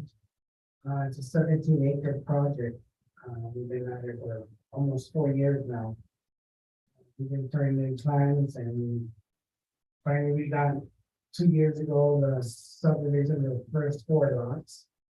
Last year in October, we were given the second phase is 5 lots. And since then, we have not been able to get all of our infrastructure in. We're being required by the Rick's engineering report. It's very extensive to be able to meet those needs. So my project's been rejected by the planning department. And you have your engineer, it is not a full set of plans. At this point, we don't know what's going to go in there. Either it's going to be a car lot, it's going to be a hotel, traffic impact, we don't have it. Rick's engineering is very extensive, they did a very good job, but that impact may not happen to 10 or 15 years from now. We allocated an acre of our property to the city to put in a side road. that side road, you know, it's already in our plans for future use. At this point, we cannot even submit to get our final plan for us, the subdivision. We haven't even planned on building. So how can we put in infrastructure or something that we don't know what's gonna go in there? And we've been at this for a whole year now. So that project's been on hold. And I'm asking for Councilman, Mayor Velasquez to help us go over this hurdle. It just, every time we try to do something, we're always being hurdles and being pushed back. So I really would like to see if there's a way that we could go over this hurdle. Not being able to supply that fine detailed plan of something that we don't even know what's gonna go in at this point. It's a waste of money and waste of time of developing this. Yeah, there's a lot more I gotta say, but we're limited on time. I just hope that you guys could really look into this, my matter. Maybe you guys could look at it and, review it, and, we could come back in and be able to submit our plans. Thank you. Do you have any questions? Thank you, have a good evening. Natalie Day.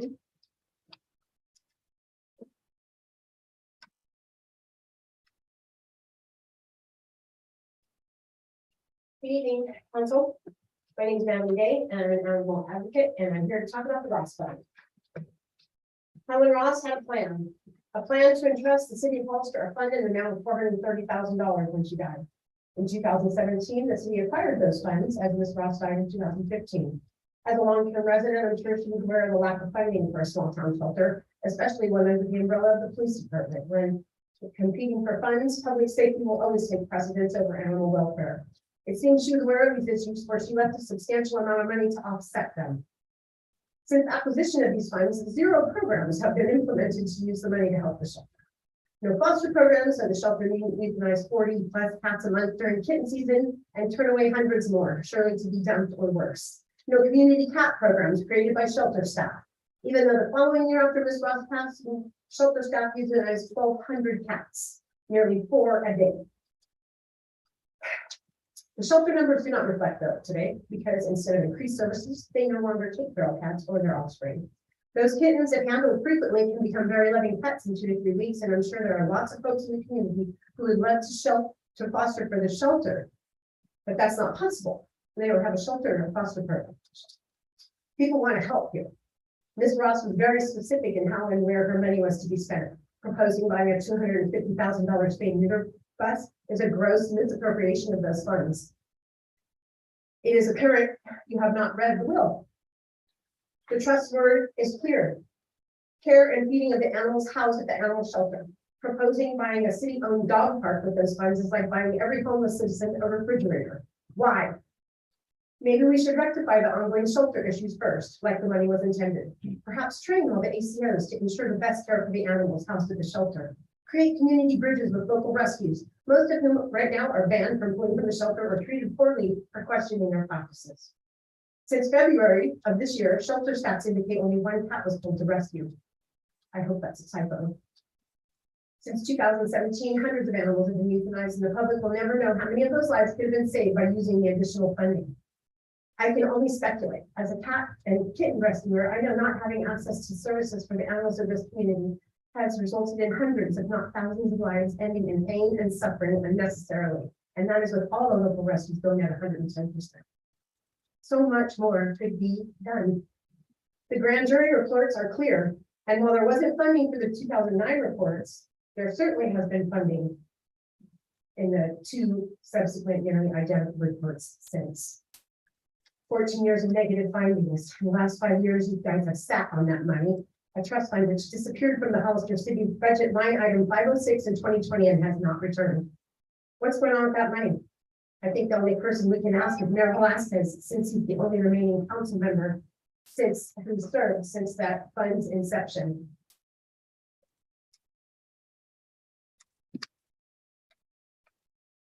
Then you can address that. Nobody better address that. I think it's the law. No, we're not doing it right now. Thank you very much. Connie Ellinger, That's what you need to find out about Roland.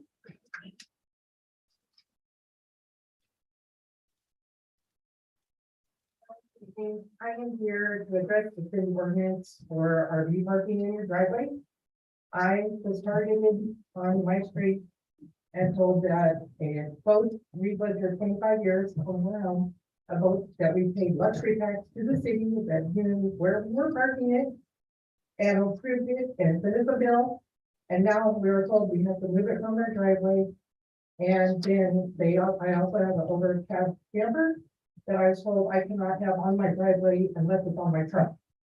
I drive the truck for work, but I mean, I'm supposed to drive my truck and camper around town. And I don't get it. There's 15 other people on my street with trailers, and I went to ask them, when you guys got moved? And they're like, what are you talking about? So why am I getting targeted? Why, and I was told by the gal that came out that it's how it works. It's not everybody, it's just random. And I can't afford to put my stuff in RV storage. I was told that maybe I could find a friend that lives in the county and take it out there. Because they don't have an ordinance. So I'd like you to address this. If our RVs are well taken care of, they're covered. They're not lived in. They don't obstruct the sidewalk. And I pay taxes on that driveway. So I want this, I would like this on your agenda, to get reviewed. And I'd like to know where I'm supposed to take my stuff, like 14 days. To put it somewhere. And I can't afford $180 in my front RV storage lot. That probably doesn't have a spot. I'm just asking for some help.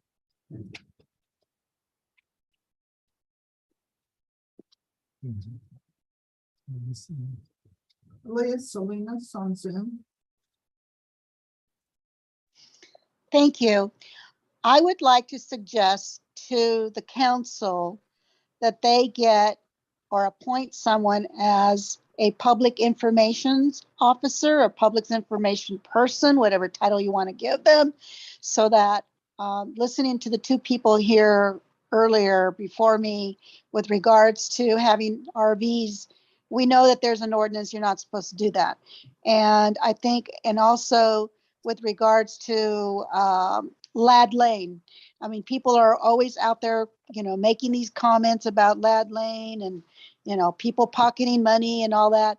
I think if you assign someone to do some public information once in a while on updating, that the people wouldn't be out there giving out, I would hope, would not be exchanging misinformation with regards to things like that. I think it would be great every time you guys have updated an ordinance, or you can have the information person post out something after the meeting or once a week. These are the things, it doesn't necessarily have to be something that happened at a city council meeting this week, but maybe go over what codes are, local municipal codes are within the city that people may not be aware of, and just put them out there just so that people become aware of them. We're not supposed to have our trash cans also in the view of the public. So that's also something that, code enforcement can come in and tell you, give you a notice and cite you for it. So things like that, I guess, people aren't aware of it. So I think I feel that it would be a great idea to maybe get somebody and you discuss it in a future agenda to have someone do it on a part-time basis. Thank you.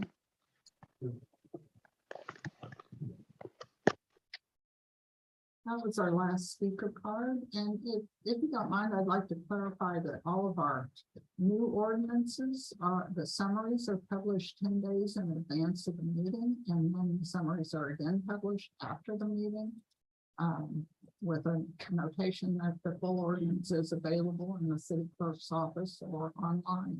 Yes. Thank you. We're moving now to item B1. Thank you, Mayor. And I wanted to start off to say, that's a great idea that we have a PIO. I wanted to introduce you as a David Monroe, our assistant city manager, and those are some ideas that we have planned for him to get some more information out there. One of those was we have worked on a public announcement with the Helen Ross fund money, and we're looking at that to be multi-generational fund, so that it's ongoing and not used up all at once. So we'll be issuing that tomorrow. For our RV ordinance, I would say Councilmember Morales has asked for this stuff to come forward. We were wanting to bring this for either a special meeting or part of our budget session. We're working on that schedule right now. Because I know with Mary, if I can help me out, I know that RV ordinance has changed, I thought 2 or 3 times already. But it is worth bringing back and see if this is the current rules are still the goals of the current council. So we'll bring that forward. And then for one project for the San Felipe, I asked council, please call me. There are other issues with that one. As he said, they don't know what their project is. And when you don't know what that project is, staff has to design for the worst. And so it makes it very difficult. We have FTE for them, but we are trying to work on moving forward with that project. And that concludes my report. Sir, and I just wanted to go back to the comment about somehow the city's hiding funds. I just want to make sure that, again, as we talked about it in the past, you know, spreading this information just really hurts our community, doesn't allow us to move forward in a positive way and honest way to make sure we are doing these correctly with it. And it's not going to go to just one group because some comment, it's multi-generational, make sure funding gets public programs in the right way. So it's important. And yes, we do have a public information officer that's been doing a wonderful job getting information out. So I'm kind of proud of it. Correct. And with the, the Helen Ross is kept in a separate fund within the city, so there's a full accounting of it. And it's not commingled with any other fund. So one last comment, going back to the trailer issue, that was being worked on by the former chief before he left. It was never completed, and that's why your reference to that is that was supposed to be completed, so we would have that working document to wrap up. So maybe the new chief that was designed. yeah, that's great. All we need to do is look at. We can come back when we wrap that up. So, thank you. Item D2. Yeah, I want to start off with thanking Councilmember Morales for suggesting for me to participate in the ICMA High Performance Leadership Program. It's a 12-week program, and as of last Friday, I finished and I have my certificate. And it's a wonderful program. I feel good that I'm recommending it for a lot of different department heads and some of their staff to follow through also, because it definitely reminds you of the things that you need to do as a leader, and it will benefit majority of our staff. And that's all I have to report. Oh, sorry, Chief has it now. There are members of the council. We did have some pending over. I want to pass on. Our code enforcement officer and the new supervisor in charge of that both attended the code enforcement conference in Southern California. Our supervisor in charge of code enforcement has completed his third module for code enforcement as well. We very familiar with that. Department. And we also had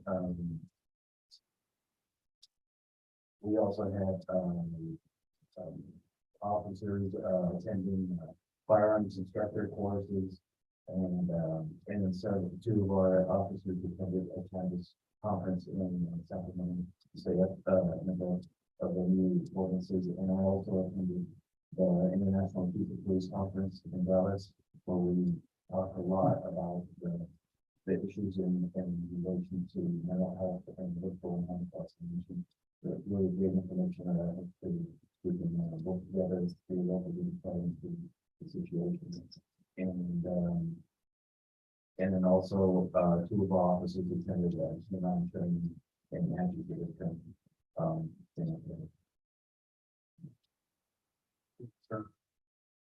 We'll now move to item E1, public hearing.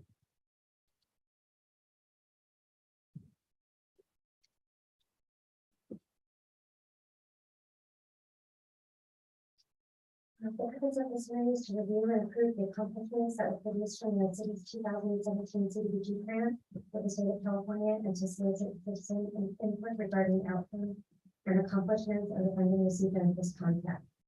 The city was awarded $2,638,192 to carry out the following projects.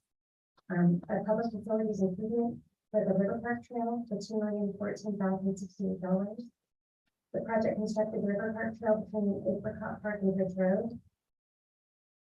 Senior Services, Wilderness Meals on Wheels program was given $194,967. They were able to purchase an additional hot truck and provide staff to serve an additional 55 seniors that had been previously on the waiting list. The food bank, we gave them they were granted $270,149. And they were able to expand their scope of services to reach underserved communities throughout the city of Hollister. They purchased a food truck and had it modified to accommodate a mobile food pantry, and the pantry brings fresh, largely organic nutrition to residents in underserved areas of Hollister, making 8 stops each week and reaches an estimated 320 families each week. It also included $159,008 for the general administration of the grant. Staff recommends that the city council open a public hearing for testimony and receive comments in regards to the accomplishment of the 2017 grants. Any questions from council first? If not, we're gonna open public hearing. We have a speaker. Yes, I have one speaker card at this time, Sarah Nordwood.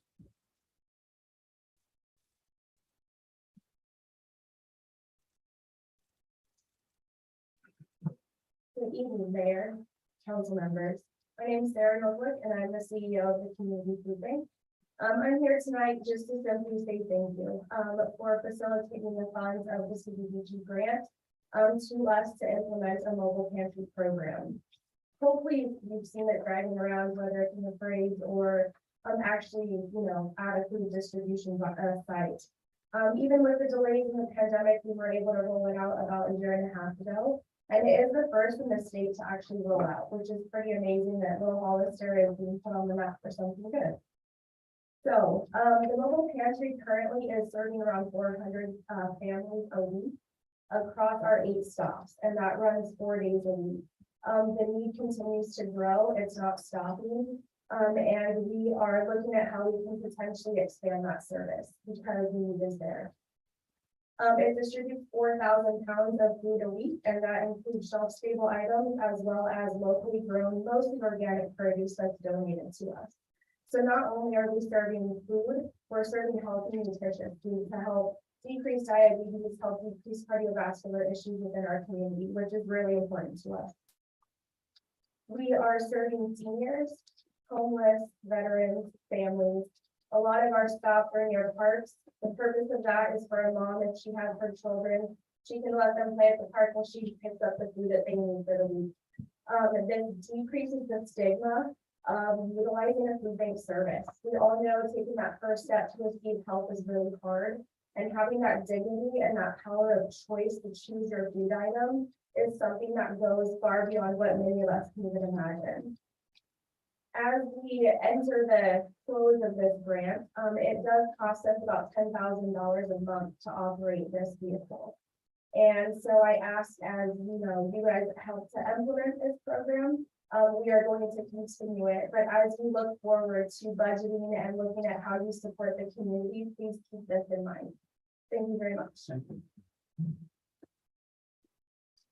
We do have a hand raised on Zoom, Leah Salinas.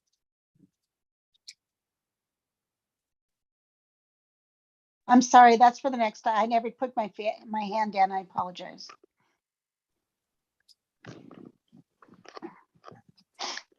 That was the last speaker on this item. Thank you. This time we will close the public hearing. Any questions, comments from council? No motion? So we will proceed. You should do a motion to accept it. Motion to accept. Motion second, all in favor? Aye. Motion carries for. Another E2.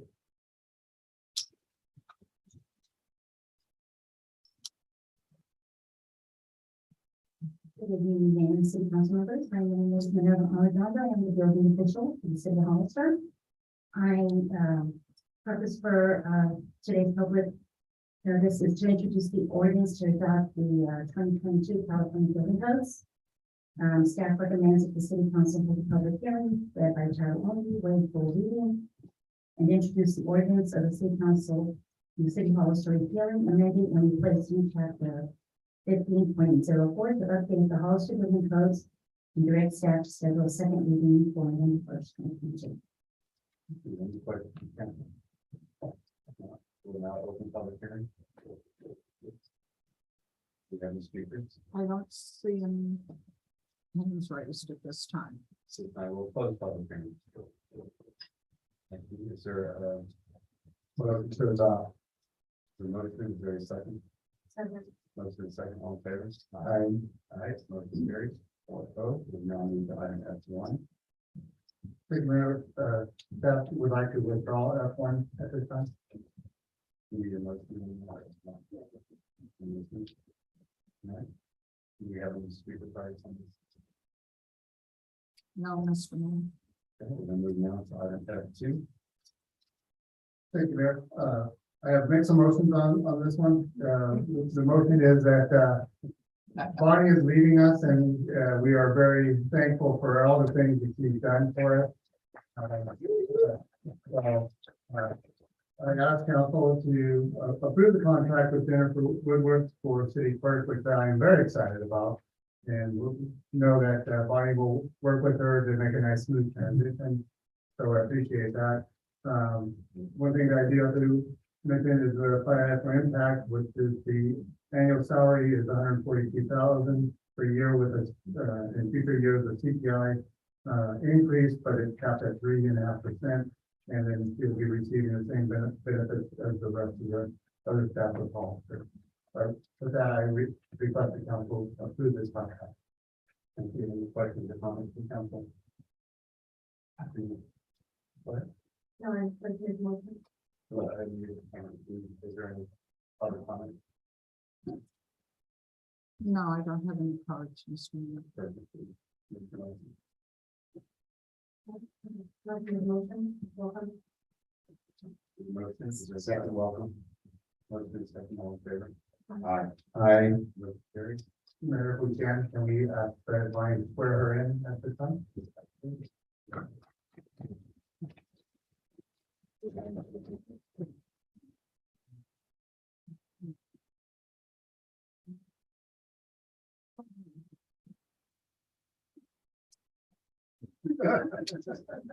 Is he getting this done?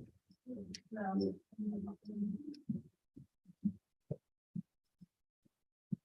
Let's do it. Start.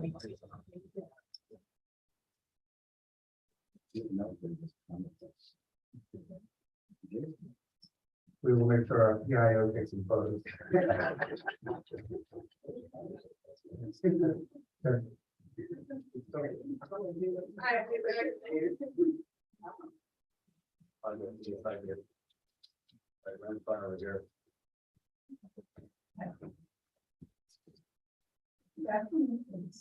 I state your name.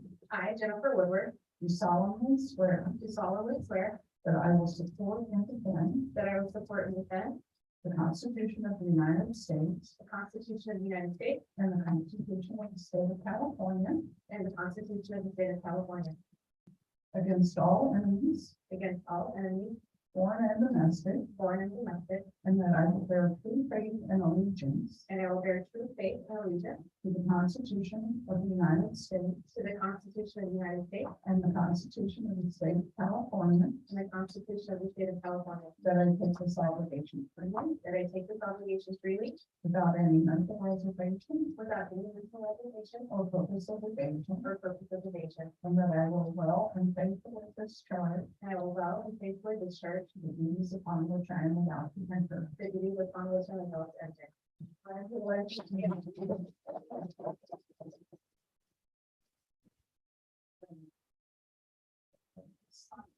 Welcome aboard. Thank you. I'll lock the doors so you can get out.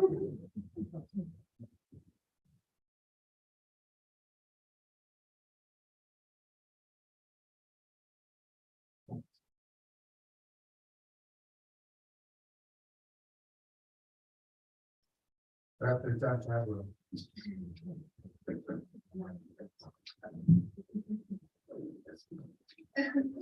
Leave that for public. Welcome aboard. I'll just say a couple words. I just want to say how excited I am to be here. I'm really looking forward to working at the city of Hollister, working with all of you and all of the staff here. And I just want to say thank you very much for this opportunity. Thank you. Thank you very much. And thank you, Council, for adopting. We're now going to hide that free.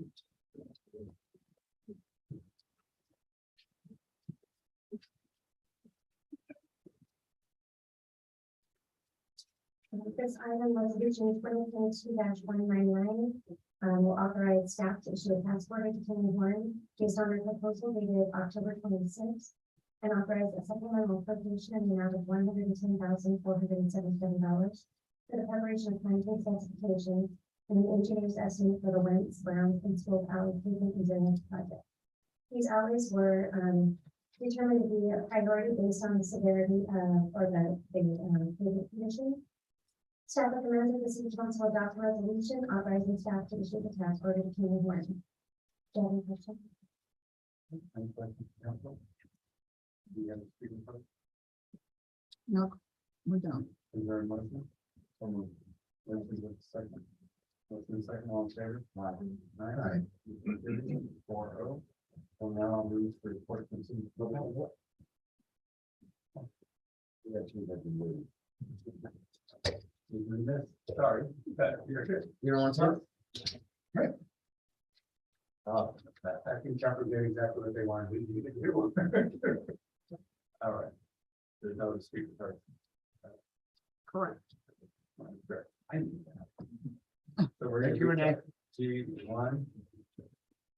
Reports from city council members regarding the committees. Thank you, Mr. Mayor. One committee to report on is the intergovernmental. We met this past Thursday. We had a presentation from the high school. The superintendent from the high school was there. The superintendent from the Hollister School District was there. And the topic, surprise, surprise, too much development. And the challenges that the schools are facing because of the development. The biggest challenge that the high school is facing is that they're at capacity. They need another campus. Well, that's not the biggest challenge. That's just the facts. The biggest challenge that they're facing is that they don't have the money to build another campus. So I forget, I think it was about $200 million, $220 million that they need to build a new campus. Some of the ideas that we threw around were, and the superintendent's looking at going over to other communities, finding out how they're servicing their students in, I guess, different ways, right? Making it more like this one's just going to be for tech and for this type of thing, and when this other one's going to be for like sports and this type of specialty. Partnering with Gavilan College, all these different ways to approach this, but basically what it comes down to is that there's been too much development. The impacts of the development, the impact fees development do not cover the cost of building new schools. We know that. We've known that for quite a while. And now the taxpaying citizens have to fit the bill. They have, and that's the other problem, is that they're completely overtaxed, and I don't think that they can bond out anymore. They're hoping to get some grants in the future from the state, but the biggest issue is that it's too much growth too quickly. And what happens, just it trickles down from there, right? Students are impacted. Too many students in one class, lowers the education that the kids get. There's not extracurriculars that we can provide, the preventive measures that we're looking at earlier today deteriorate, and it really is going to affect our community if we don't address it. We don't have good schools, we don't have much, I would say. So, that was the biggest issue, and I'm looking forward to partnering them in any way that we can. At the previous calls for school district meeting, the board was talking about this, superintendents were talking about this. They had some questions, and I asked the city manager to please reach out to them, so he's gonna have time to reach out to them to answer their questions and to help them in any way that we can. So that's the biggest thing that happened. Thank you.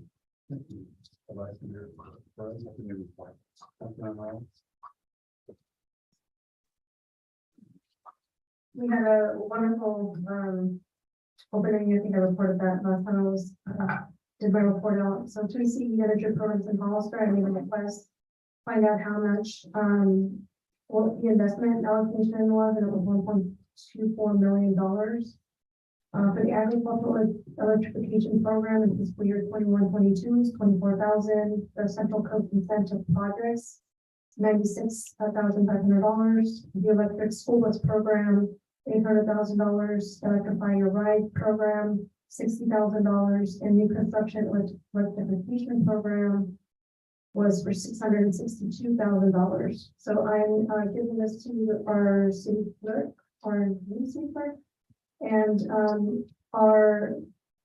the incentives, eligibility, benefits, and how our residents can apply are going to be uploaded as part of our minutes. But there's a lot of programs that we still could apply for, and thank you, Tracy, for the investment in our community. Thank you.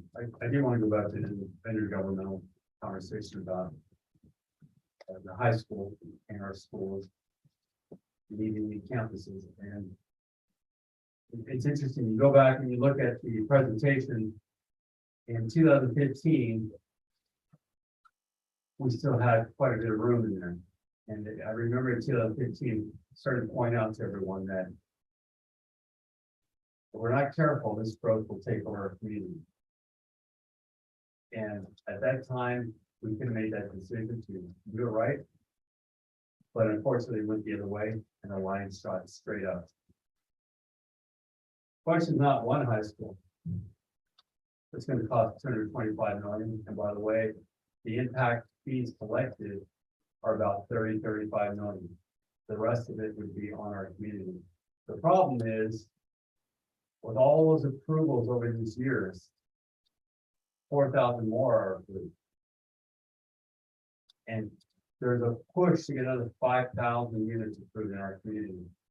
And I'm warning everyone again, we're absolutely going to destroy our community if we continue down this path.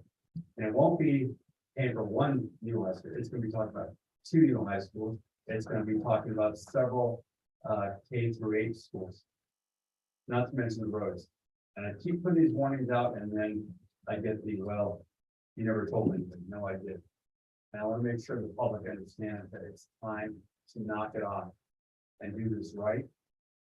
These pots of gold that developers keep pushing and scheming and trying to convince them are pots of gold for them.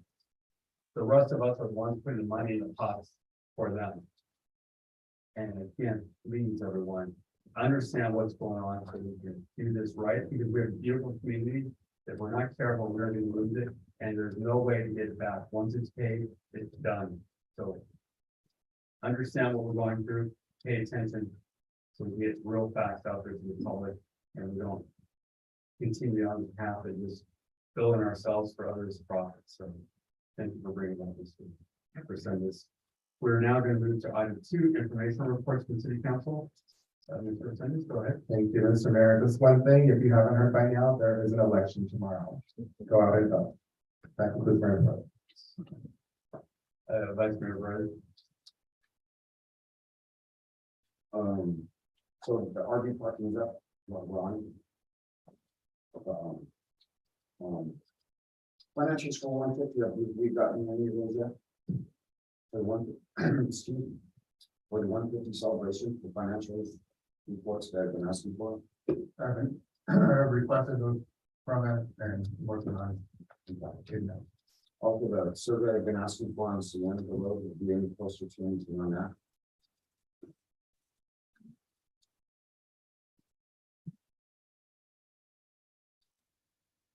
Expecting the draft report on the 18th. Oh, awesome, thank you. That's it. Councilmember Morales? Just that we can, whenever is appropriate for staff, just to follow up on the sidewalk repair and any of the addresses and anything that you might have on that, so we can inform residents. Just also any landing updates that you might be able to have.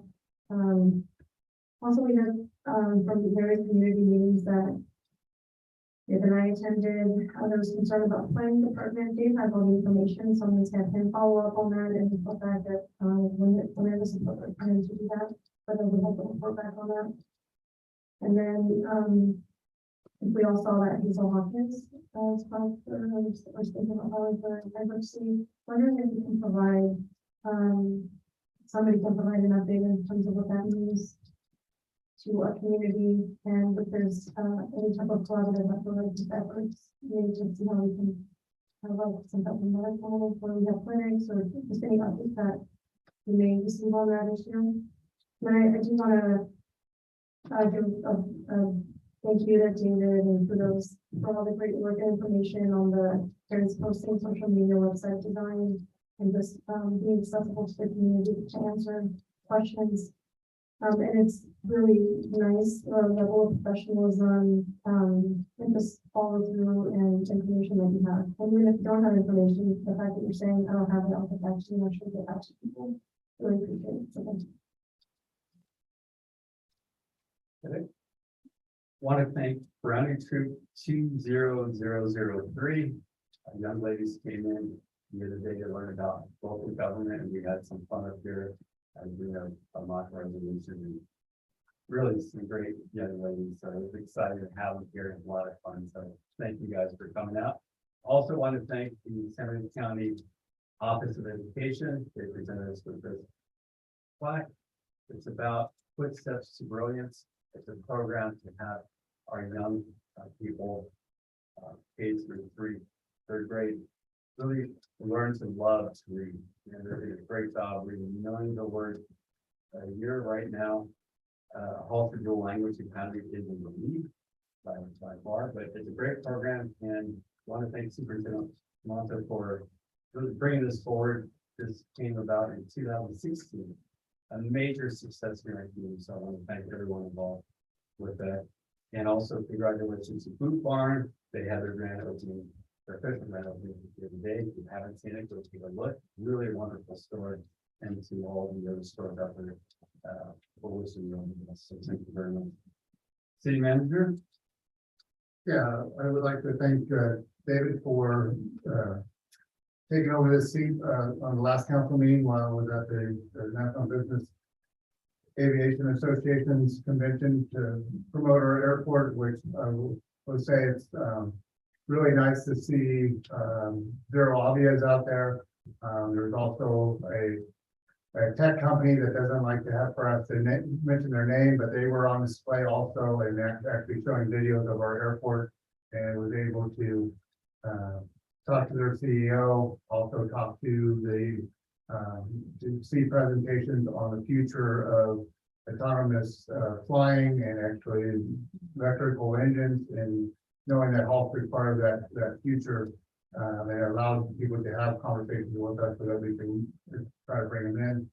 I will say Orlando is probably not the best location for us as a lot of local pilots aren't there, but the nice thing is Orlando and the NBAA are fighting, so that convention will be in Las Vegas for the next 4 to 5 years, and we do see a lot more response because they are more people from the West Coast attend that one because it's closer, and then we do notice a lot better business from that one. So I want to thank council for supporting that. It's a more of a long haul marketing, because we do see more and more of those same people.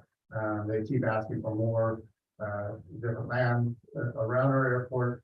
I also wanted to thank Adam from the airport for being there, Ken Lindsay, which to give us our time, for me to spend 3 days with somebody that has a great vision for that airport is also very helpful for me to understand what that future potentially can be, and then also Leonardo's our fixed base operators that also provide their time to us to help promote that airport, to make it the jewel that we all know that it is. So, yeah, thank you, Tom. Thank you, sir. City Attorney, Nothing to report here, council. Chief. Yes, thank you, Mr. Mayor. I just want to say a few things. You heard today that, our shelter does not take feral cats anymore. That's not correct. We haven't stopped it. And that only one cat, one feral cat, which is rescued. I want to thank, Pet Friends, one of our local rescues who recently took the entire population of cats that left the shelter. Did a great job by Pet Friends, working with us to try to save as many animals as we can. And, the city is working on a new website, and I think it's been brought up many times before that communication there is important. And one of the goals that we really discussed with that is that including portion and have a prominent page in the website that can answer a lot of the questions and stop the confusion that's out there for a variety of things in the city. And I also wanted to share with the council that Officer Pimentel, Lieutenant Pimentel, that we hired so long ago through the academy. And he's just finished the shadow lead today. So come Thursday, he's gonna be working by himself as a solo lead officer. He's a fantastic person. He's someone who, when we hired him, is a little bit older than your traditional rookie. And he should get a TV show about him. It's experience rookie. Yeah. So he's proven what we knew, he's gonna bring to the fight, a lot of life experience, and he carries himself like a veteran already. So we're really excited about him starting next week. So to see him out there, he'll be out there. He's excited and nervous, which is really thank you. Great. So, Mayor, can I bring up, I also want to thank Tina and the rec staff. Treat Streets was so incredible for me to walk out and see like the street completely packed from Fifth Street all the way down to South Street. It was wonderful to see that many kids out there having fun and laughing, and it was so rewarding to see that. So I want to really thank the staff. And the staff and Williams staff also, because if they didn't close the streets correctly, we would not be able to have those programs. So I definitely want to thank the staff also. Thank you. City Clerk. I just want to say, because this will most likely be my last council meeting here, at least in official capacity, that I have truly enjoyed working with all of you and the staff here. You have a great team. I can't emphasize enough how dedicated and hardworking the staff is here. And it's just been a joy to work with everyone. So thank you very much for the opportunity. And I'll miss you. Well, thank you so much for all you've done for us. We really appreciate you have been a wonderful part of our team. So thank you.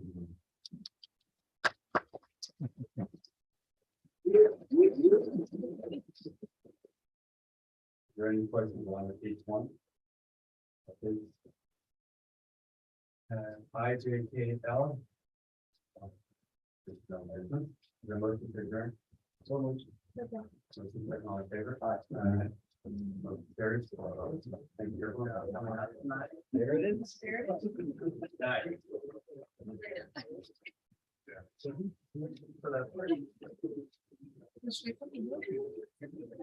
Orientation for the afternoon. Yeah. Okay. So you know what time you're oriented.